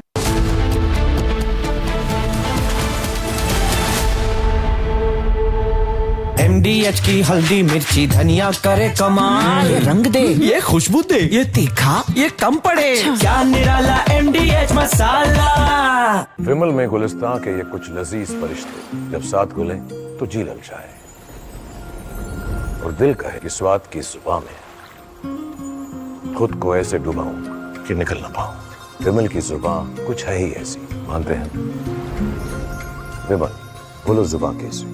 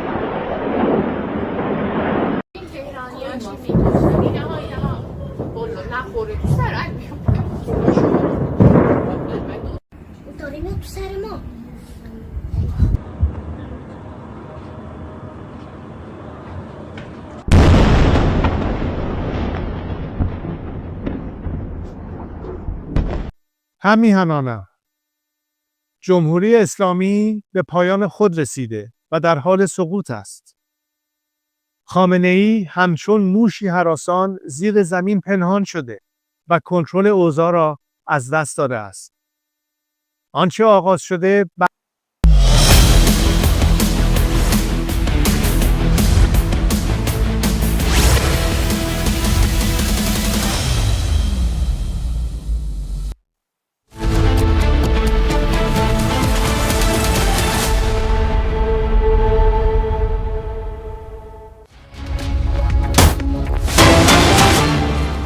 right, we have breaking news coming in right now, viewers. Prime Minister Modi has landed in Croatia after his visit to Canada for the G7 summit. And there you have the Prime Minister being greeted upon his arrival there. Prime Minister Narendra Modi received by the Croatian Prime Minister Andrej Plenković at Zagreb. And that's the breaking news we have right now. Live visuals coming, the latest visuals coming in fact, from Croatia. And Prime Minister Narendra Modi is the first Indian Prime Minister to visit the country, to visit Croatia. And it's a historic visit to Croatia, of course. The first time an Indian Prime Minister has visited the Balkan nation.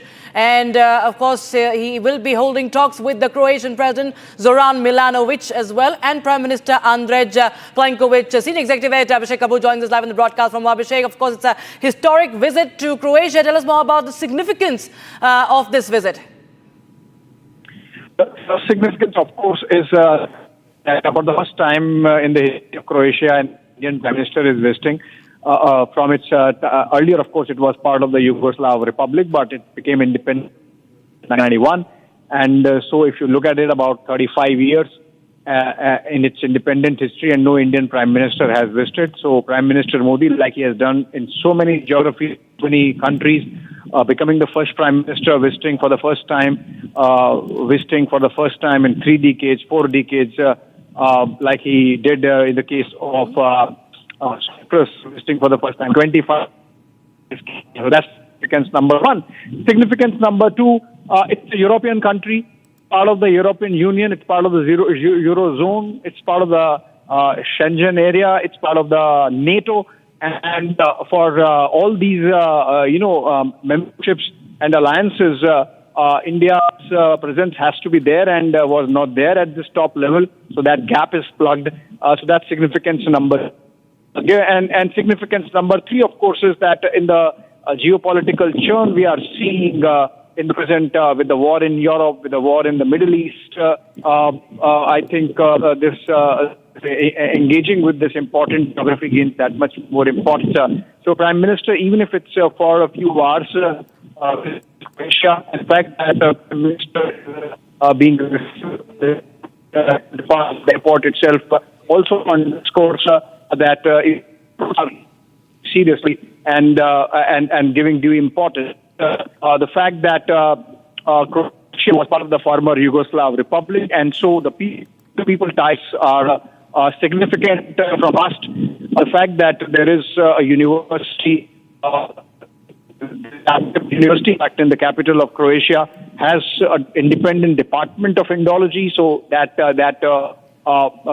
cultural presence is there. And of course, the fact that India is astutely building an alternate to Chinese BRI with, of course, like-minded, which is in the Middle East, Europe. So the fact that the geography there, it abuts the Adriatic Sea and and all those things taken. Right. Right, Abhishek, thank you so much for joining us with details coming in on that story. So those are the latest visuals coming in from Croatia. The Prime Minister, of course, is the first Indian Prime Minister to visit this European country. Remember, it's very important as far as this visit is concerned. Croatia, of course, is an EU and a NATO member, key European partner for India in a changing global security landscape. And of course, there are going to be bilateral talks and agreements, and there's a lot of investment as far as Croatia is concerned. So strengthening of bilateral ties and focus on trade, technology and cultural exchange will also be on agenda.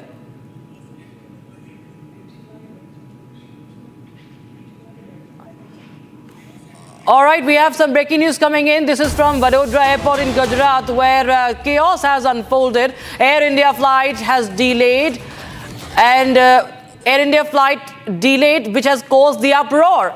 Now, the staff said the flight was delayed due to a technical fault, and later it was said to be a temperature issue.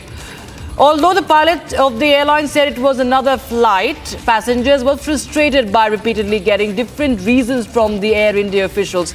Passengers, in fact, also were engaged in a fight the argument with the staff, and the flight scheduled for 7 a.m. started very, very late. So angry passengers from multiple locations is the scene that has become very common today, viewers. Now, this is from Vadodara Airport, and you see that the airlines are trying to engage, the airlines trying to speak to the passengers, and they are visibly very angry because A, their flight is delayed, B, then they are not even given the right, correct reason. They are left in the lurch. And because, of course, it's their time and it's their money. Every passenger is investing time and money, their energy, and that goes for a toss when such delays, such cancellations happen. Once they tell that it happened due to temperature, then the airline staff says it happened because of a technical fault. Air India flight, once again, another Air India flight. We have lost count of the Air India flights, viewers, that are suffering these glitches.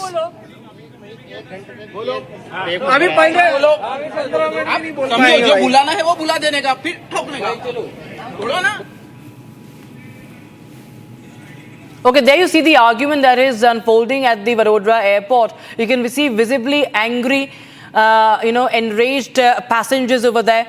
And you see the airlines staff managers also scrambling as to what to do. All right, my colleague Gopi is joining us live on the broadcast for more. Gopi, you've been tracking what's been happening in Gujarat. And this is another Air India flight. This time, some dramatic scenes unfolding at the Vadodara Airport. The number you have dialed is... Gopi, can you hear me? Are you connected with us? Gopi, we'll just connect with my colleague Gopi, who is reporting from Gujarat right now, and chaos unfolding at the Vadodara Airport. And you can see that the passengers, they are right now left in the lurch, and that's why they are also enraged. And this is an argument that unfolded at the Vadodara Airport. It's another Air India flight that has been delayed today, this morning. And another Air India flight delayed. We still do not know why did it really happen, but clearly another case in point as the aviation crisis in the country continues. And we have some more breaking news coming in this time. The update coming in from West Asia. The Israeli Air Force has revealed a fresh strike deep inside the Iranian territory. Israeli fighter jets operating over Iranian skies this morning identified and destroyed 5 Iranian AH-1 attack helicopters stationed at the military base in western Iran. This happens, viewers, even as Ayatollah Khamenei has said that it is not going to surrender. It has also warned the United States of joining the war with Israel, and says that it will not augur well, that there will be dire consequences for Israel and the United States if it comes in. So Israel also continuing with its airstrikes. It has also hit the helicopters in Kermanshah. This is the visual that has come in from western Iran. And viewers, this is happening as we speak, minute by minute developments on Republic TV from West Asia. And now Iranian helicopters shot down by the Israeli Air Forces. They've attacked 5 Iranian helicopters in western Iran. And we go back to also the news on Ayatollah Khamenei. Before that, viewers, we will also listen into what IDF spokesperson has said. We are now on day 5 of Operation Rising Lion. We've struck deep, hitting Iran's nuclear, ballistic, and command capabilities. The Iranian regime has spent years getting closer to a nuclear weapon. They have spent billions building a ballistic missile program. Our mission is clear: to remove the threat at its source. Last night, the IDF eliminated Ali Shamadani, the regime's wartime chief of general staff. Shamadani held the role for only 4 days before meeting the same fate as his predecessor. This mission was based on real-time and emerging intelligence. We have delivered significant blows to the Iranian regime, and as such, they have been pushed back into central Iran. They are now focusing their efforts on conducting missile fire from the area of Isfahan. We are aiming at military targets. They are attacking civilian homes. The IDF will continue to operate with precision, strength, and resolve to ensure the safety of the people of Israel. Israel faces threats on many fronts. While we are working to remove threats from Iran, we are still fighting their proxy, Hamas, in Gaza, who is still holding 53 of our hostages in brutal conditions. We will not rest until they are returned home. Thank you very much. And meanwhile, viewers, it's a massive aerial operation this morning that has been conducted by Israel, and nearly 25 fighter jets carried out coordinated strikes on over 40 missile-related sites linked to the Iranian regime. The targets included missile storage facilities and military operatives preparing threats against Israel. And the strike comes as tensions between Tehran and Jerusalem continues to escalate, viewers. So 25 fighter jets striking more than 40 Iranian missile sites, viewers. And of course, the war of words also in full swing. And we've seen how Donald Trump had also spoken about, he had posted on social media, as he said that we all know that the United States knows where Ayatollah Khamenei is hiding. We're not going to take him for now. We're not going to take him out for now, he said. Also, his next post was plain and simple, unconditional surrender. That's what he had written, to which now Khamenei has said that Israel will be punished, that it will not stop, that nobody can stop Israel, that nobody can stop Iran, says Ayatollah Khamenei. He also warns Donald Trump. He hits back at Donald Trump, saying that the United States will have to pay if it comes in. And we have my colleague Nick joining us live in the broadcast for more. Nick, well, as we continue to track Israeli operations also and what Iran is doing in its strikes in Israel, the latest update we have is that Ayatollah Khamenei has made it very clear that he's not going to budge. His tone was escalatory, and he has also hit back at the United States now. Yes, that's right. But this is our just words. I think that Iran wants this war to end because they understand they don't have enough capabilities even to withstand Israel for a long term, because now Israel controlling the airspace of Iran, and also Israel has much more power to destroy very sensitive places that Iran was developing there, the nuclear weapons, and also Israel can target almost any military leader of Iran, and even they can target the leadership of Iran. They don't do it yet, but yet Khamenei can be the next target. And the Minister of Defense of Israel already said it, that if Khamenei will continue, maybe his fate will be like this of Saddam Hussein. That's why I think Iran talking about that they are strong, but actually they're really weak. And if the United States will join this war, it maybe can be the end of the Islamic revolutionary regime that took the power in Iran in 1979. And actually, before that, Israel and Iran were good friends. And just because of this regime with Khamenei, everything has been changed. Absolutely. In fact, just on with us, we have we'll just play that bite out once again. The Iranian Supreme Leader Ayatollah Khamenei said that Israel has made a grave mistake and it will face the consequences. And not to forget how it also has said that the United States will also be targeted and it will have to bear the consequences. Listening to Ayatollah Khamenei.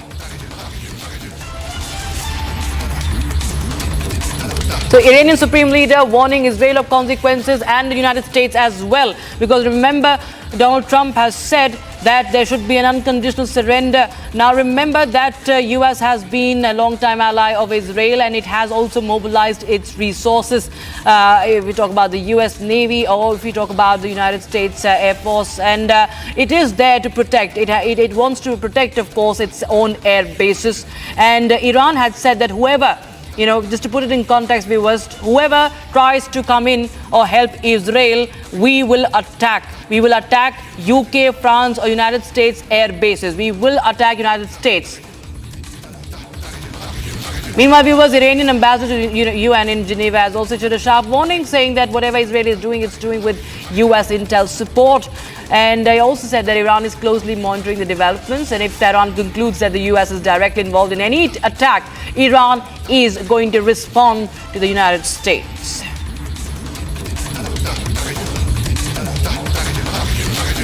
We firmly believe that the United States is complicit in what Israel is doing. Israel without the United States is nothing. Whatever Israel is doing is with the support the military support and intelligence support of the United States. And we are totally ready to give appropriate response to any development. We will follow the developments, we will follow the actions of the United States, and at any time, at any point, if we come to the conclusion that the United States is directly involved in attacks against Iran, we will start responding to the United States.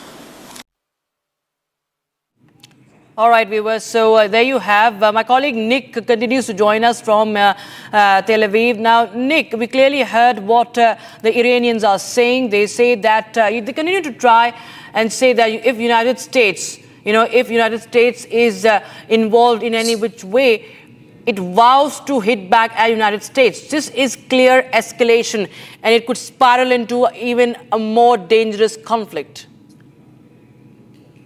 Yes, that's right, because Russia and China can also maybe join this war and it could become a global conflict. But nobody wants it really. And that's why this conflict should stay regional and it should be concluded soon. Actually, Israel already is going to relieve the emergency situation in most of the country in the coming hours. And maybe this is the first sign that this war is maybe de-escalating. And Israel already trying to say that we reached most of our targets, which was to eliminate as much as possible of the nuclear capabilities of Iran.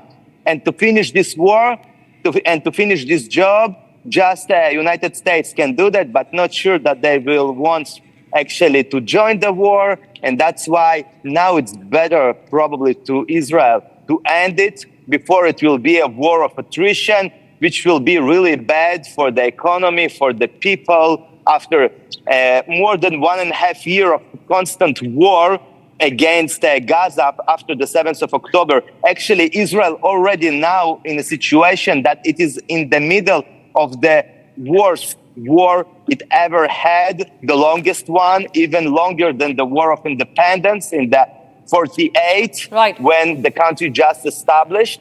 And that's why it's better for Israel to end it soon. Nick Colleton, thanks so much for joining us from Israel. We, of course, keep a close eye on what's happening on ground zero as well. We have some more breaking news coming in. Now, Indian students who were stuck in war-torn Iran are now being flown from Armenia to New Delhi, and they are currently on the way. What we know is that this is the first flight, I understand, Indian students evacuating from Iran. There you have, there are students from across the country, from Jammu and Kashmir to Uttar Pradesh. There are students from many states of India that was stranded there, but the embassy facilitating the evacuation of these Indian students, hundreds of Indian students there studying, pursuing medical studies and other courses. And there you have them boarding the train, boarding the flight from Iran, and I think it's from Armenia. And that's the breaking news we are getting in right now. Indian students being evacuated, and they are being flown from Armenia because they were shifted to Armenia. And now they are taking a flight from Armenia to New Delhi. Meanwhile, viewers, few students in Tehran University of Medical Sciences still remain stuck. They are waiting for evacuation too. Take a look. Hello everyone, हम लोग Tehran university of medical sciences के students हैं और इस time पे यहाँ पे जो ये वॉर सिचुएशन चल रही है, हम लोगों को Tehran university of medical sciences उन्होंने हमें यहाँ पे सेफर लोकेशन पे वो हमें लेकर आए हैं, लेकिन अभी तक एम्बेसी का कोई भी वो लोग हमें इवैक्यूएट नहीं कर रहे हैं। हम लोग कब से उनके साथ कॉन्टैक्ट करने की कोशिश करें, बट उनका कोई भी रिस्पॉन्स हमें अभी तक नहीं आया है। हमारी दोनों डॉर्मेटरीज, बॉयज़ डॉर्मेटरी और गर्ल्स डॉर्मेटरी डिस्ट्रॉय हो चुकी है। हम लोग अभी ट्रॉमेटाइज सिचुएशन में है। हम लोग बहुत टाइम से, पिछले 5 दिनों से हम लोग एक्सप्लोजन्स पे एक्सप्लोजन्स देखे जा रहे हैं। रातों को हम लोगों को नींद नहीं आती है, रातों को पूरी फुल नाइट हम लोगों को ऊपर से एक्सप्लोजन्स होते रहते हैं। हम लोग लिटरली बिल्कुल भी सो नहीं पाए। हम लोगों को बहुत ट्रॉमेटाइज्ड इस टाइम पे सिचुएशन है। हम लोग इस यहाँ पे हम लोगों को यूनिवर्सिटी ने सेफर लोकेशन पे सिर्फ हम लोग को यूनिवर्सिटी लेकर आई है। एम्बेसी ने अब एम्बेसी की साइड से अभी कोई भी जवाब एम्बेसी की साइड से अभी तक नहीं आ रहा है। प्लीज हम लोग आप लोगों से रिक्वेस्ट करें कि प्लीज फॉर गॉड सेक हमें यहाँ से इवैक्यूएट करने की, प्लीज हम इवैक्यूएट करें यहाँ से। हम लोग यहाँ पे इतनी सारी प्रॉब्लम्स हमें हो रही है, वो प्रॉब्लम्स देखेगा कौन? Israel wants US to enter. Trump threatens Ayatollah. Is the conflict of West Asia ready for a third entrant?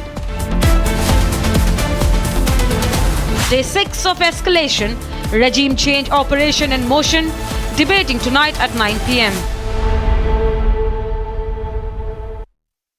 दादी के हाथों का जादू और खुशबू से महकता घर, माँ की मुस्कुराहट और खाने की सुगंध। MDH गरम मसाला, क्योंकि हर रिश्ता है स्वाद से जुड़ा। प्रधानमंत्री मोदी और राष्ट्रपति ट्रंप की मुलाकात G7 समिट की साइडलाइंस पर होनी तय थी। राष्ट्रपति ट्रंप को जल्दी वापस अमेरिका लौटना पड़ा, जिसके कारण ये मुलाकात नहीं हो पाई।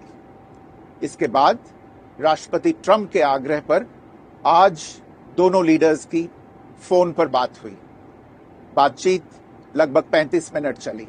22 अप्रैल को पहलगाम आतंकी हमले के बाद राष्ट्रपति ट्रंप ने फोन पर प्रधानमंत्री मोदी को शोक संवेदना प्रकट की थी और आतंक के खिलाफ समर्थन व्यक्त किया था। उसके बाद दोनों लीडर्स की ये पहली बातचीत थी। इसलिए प्रधानमंत्री मोदी ने राष्ट्रपति ट्रंप से ऑपरेशन सिंदूर के बारे में विस्तार से बात की। प्रधानमंत्री मोदी ने राष्ट्रपति ट्रंप को स्पष्ट रूप से कहा कि 22 अप्रैल के बाद भारत ने आतंकवाद के खिलाफ कार्रवाई करने का अपना दृढ़ संकल्प पूरी दुनिया को बता दिया था। प्रधानमंत्री मोदी ने कहा कि 6-7 मई की रात को भारत ने पाकिस्तान और पाकिस्तान ऑक्यूपाइड कश्मीर में सिर्फ आतंकी ठिकानों को ही निशाना बनाया था। भारत के एक्शन बहुत ही मेजर्ड, प्रिसाइज और नॉन एस्केलेटरी थे। साथ ही भारत ने यह भी स्पष्ट कर दिया था कि पाकिस्तान की गोली का जवाब भारत गोले से देगा। 9 मई की रात को उपराष्ट्रपति वैंस ने प्रधानमंत्री मोदी को फोन किया था। उपराष्ट्रपति वैंस ने कहा था कि पाकिस्तान भारत पर बड़ा हमला कर सकता है। प्रधानमंत्री मोदी ने उन्हें साफ शब्दों में बताया था कि यदि ऐसा होता है तो भारत पाकिस्तान को उससे भी बड़ा जवाब देगा। 9-10 मई की रात को पाकिस्तान के हमले का भारत ने बहुत सशक्त जवाब दिया और पाकिस्तान की सेना को बहुत नुकसान पहुंचाया। उसके मिलिट्री एयर बेसिस को इनऑपरेबल बना दिया। भारत के मुंहतोड़ जवाब के कारण पाकिस्तान को भारत से सैन्य कार्रवाई रोकने का आग्रह करना पड़ा। प्रधानमंत्री मोदी ने राष्ट्रपति ट्रंप को स्पष्ट रूप से कहा कि इस पूरे घटनाक्रम के दौरान कभी भी किसी भी स्तर पर भारत अमेरिका ट्रेड डील या अमेरिका द्वारा भारत और पाकिस्तान के बीच मध्यस्थता जैसे विषयों पर बात नहीं हुई थी। सैन्य कार्रवाई रोकने की बात सीधे भारत और पाकिस्तान के बीच दोनों सेनाओं की एग्जिस्टिंग चैनल्स के माध्यम से हुई थी और पाकिस्तान के ही आग्रह पर हुई थी। प्रधानमंत्री मोदी ने जोर देकर कहा कि भारत ने न तो कभी मध्यस्थता स्वीकार की थी, न करता है और न ही कभी करेगा। इस विषय पर भारत में पूर्ण रूप से राजनीतिक एकमत है। राष्ट्रपति ट्रंप ने प्रधानमंत्री द्वारा विस्तार में बताई गई बातों को समझा और आतंकवाद के खिलाफ भारत की लड़ाई के प्रति समर्थन व्यक्त किया। प्रधानमंत्री मोदी ने यह भी कहा कि भारत अब आतंकवाद को प्रॉक्सी वॉर नहीं, युद्ध के रूप में ही देखता है और भारत का ऑपरेशन सिंदूर अभी भी जारी है। राष्ट्रपति ट्रंप ने प्रधानमंत्री मोदी से पूछा कि क्या वे कनाडा से वापसी में अमेरिका रुक कर जा सकते हैं। पूर्व निर्धारित कार्यक्रमों के कारण प्रधानमंत्री मोदी ने अपनी असमर्थता व्यक्त की। दोनों लीडर्स ने तब तय किया कि वे निकट भविष्य में मिलने का प्रयास करेंगे। राष्ट्रपति ट्रंप और प्रधानमंत्री मोदी ने इजरायल ईरान के बीच चल रहे संघर्ष पर भी चर्चा की।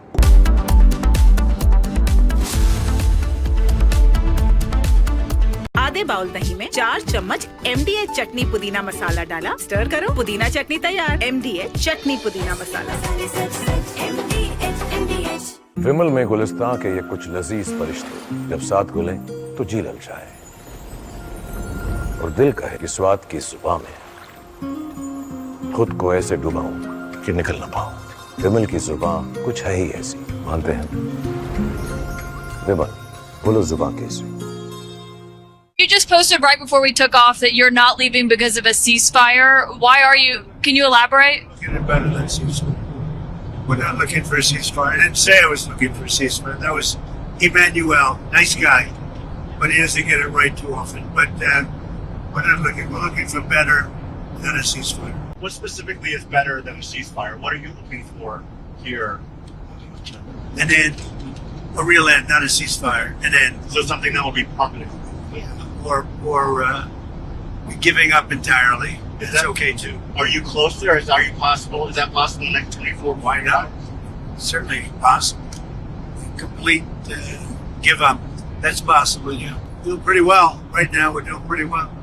Remember, Iran cannot have a nuclear weapon. It's very simple. We don't have to go too deep into it. They just can't have a nuclear weapon. What was the thinking on the call for Tehran to evacuate? Is there a threat or is there incoming? What was the thinking on the full evacuation? I want people to be safe. And that's always possible. A thing like that could happen.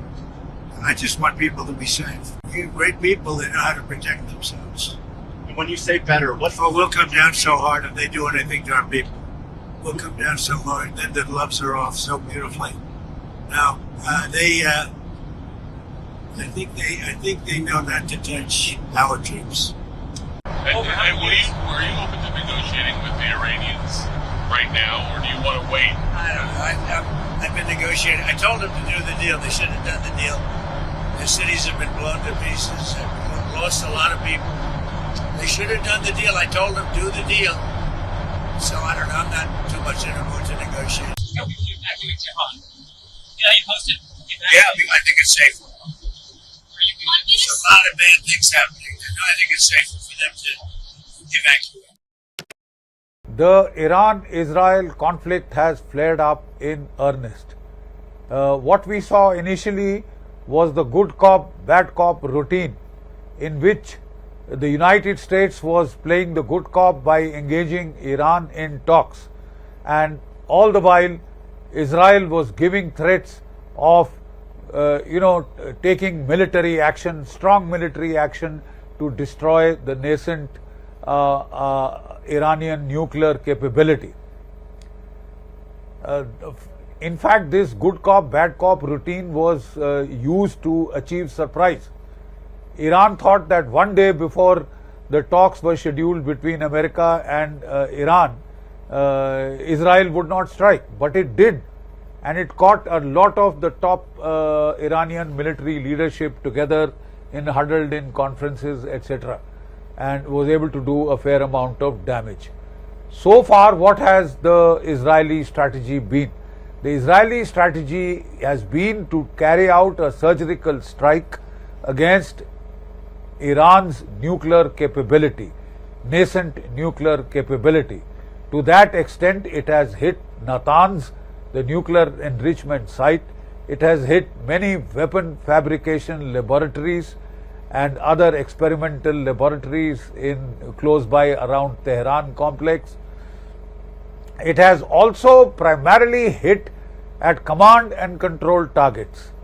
It has eliminated a large number of Iranian senior military officials, which include the head of the IRGC, the head of the Iranian army, head of the Iranian Air Force, and their chief of intelligence. Now, these are very severe losses in terms of leadership. Command and control attrition has been highly effective to the extent that Iran has now ordered that none of its top commanders will be carrying mobiles, because they have been tracked through their mobiles and hit with great amount of precision. To start with, the Israelis had... Israel wants US to enter. Trump threatens Ayatollah. Is the conflict of West Asia ready for a third entrant? Day 6 of escalation, regime change operation in motion, debating tonight at 9 p.m.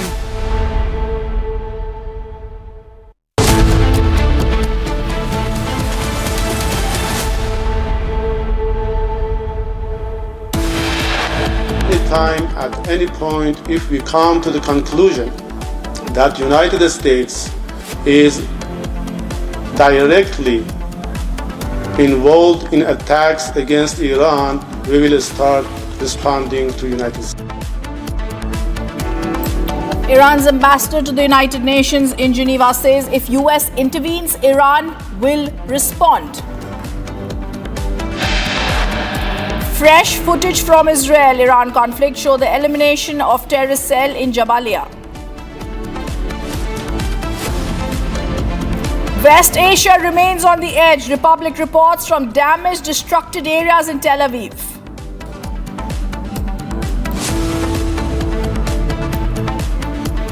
After multiple technical snags, Air India has now ordered to reduce flight operations by 30%. Pakistan's attempt to mischaracterize Operation Sindoor, our precise and proportionate response, as military aggression is unconscionable.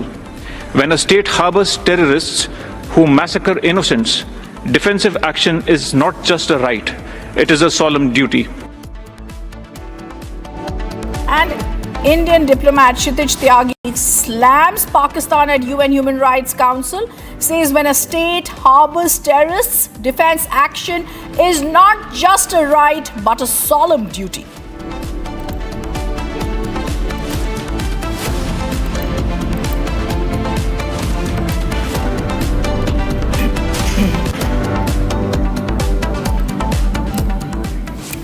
Good evening, welcome to Republic. Our top focus is going to be on the West Asian escalating conflict. Iran's Supreme Leader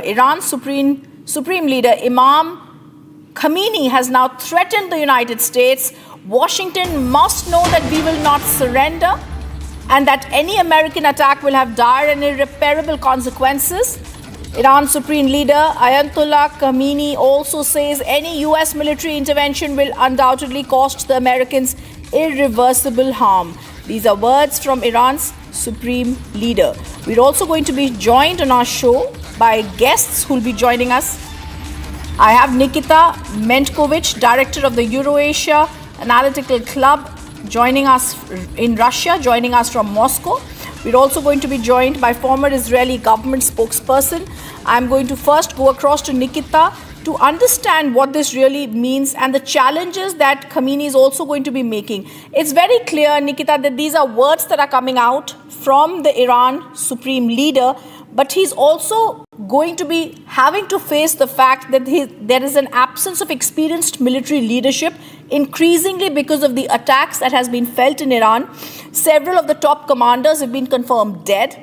And himself, Ayatollah Khamenei, now known for his stubborn approach, ruled Iran for 36 years, going to be seen as on the back foot with less experienced leaders with him. Let's start with one fact. We shouldn't speak about leaders or regime. Iran is under aggression, committed by Israel, supported by United States. They kill civilians. They attack nuclear objects, factories. They kill a lot of people in Iran. It's unprovoked and unreasonable aggression against the independent country. Of course, Iran is trying to fight back against Israel aggression and mentioned that if United States will openly join this terrorist attack against independent country, Iran is going to answer. Now it's up to United States. Are they ready to support one more aggression against country which doesn't want to be a colony of United States? Or they will leave this conflict? In fact, we see in your air a lot of information from the position of Israel, but we should remember, this is a country, aggressor. It started the war. Israel is the country which is actually running illegal nuclear program. But it's okay for United States. Okay, I also want to know across to the other guests, Mr. Mentkovich, who's joining us now. Eylon Levy, former Israeli government spokesperson, now with us. Eylon, how are we supposed to look at it? We're also now being told that Iran is giving out a warning to America. Increasingly, it seems President Trump's social media words are clear that there could be some sort of an involvement of America in this escalation in Western Asia. How are you looking at it? Indeed, the Iranian regime is directly threatening the United States in order to protect its illegal nuclear weapons program. In the last few days, we've seen Israel embarking on a campaign of self-defense against the Iranian regime that repeatedly calls for Israel's destruction and was on the cusp of building nuclear weapons.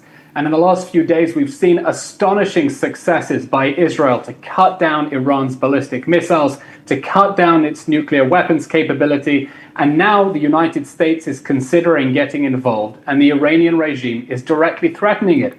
Obviously, if the Iranian regime chooses to attack the United States, that would be a very big mistake.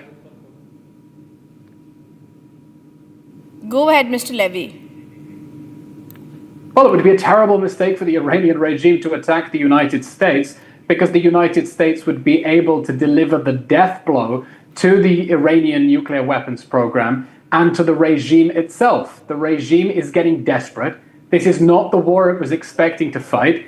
The regime surrounded Israel with a network of proxy armies, Hamas, Hezbollah, the Houthis, in order to destabilize the Middle East and advance their vision of destroying the state of Israel. That war of aggression that the Iranian regime has been waging through its proxies has backfired terribly, and Israel is now taking action to protect the world from the possibility of an Iranian nuclear bomb, which would destabilize not only West Asia, but the whole world.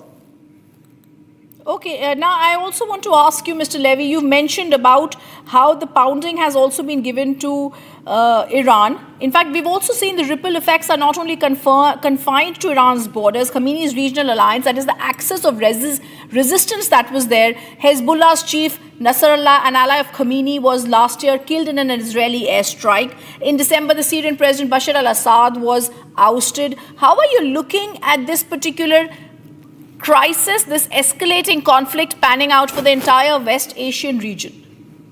But what we're seeing now is the Israel-Iran phase of the October 7th war.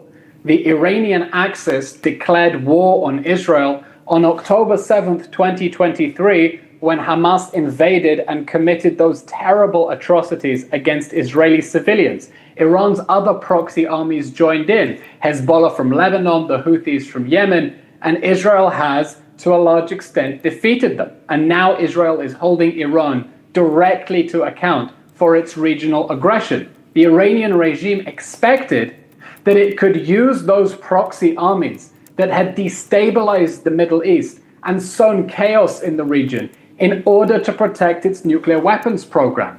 But Hamas has been thrashed, Hezbollah has been defeated, the Houthis are only able to fire one ballistic missile every day, and the Assad regime has fallen, and the Iranian regime now finds itself completely alone. What we're looking at now is not the beginning of a conflict, it's the end of a conflict, as the Iranian regime is made to pay the price for the aggression that it has committed against Israel through proxy armies that have sown chaos and destruction in Western Asia.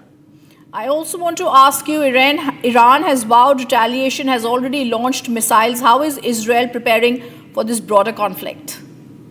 Israel is prioritizing degrading the Iranian regime's ability to continue waging its war of aggression.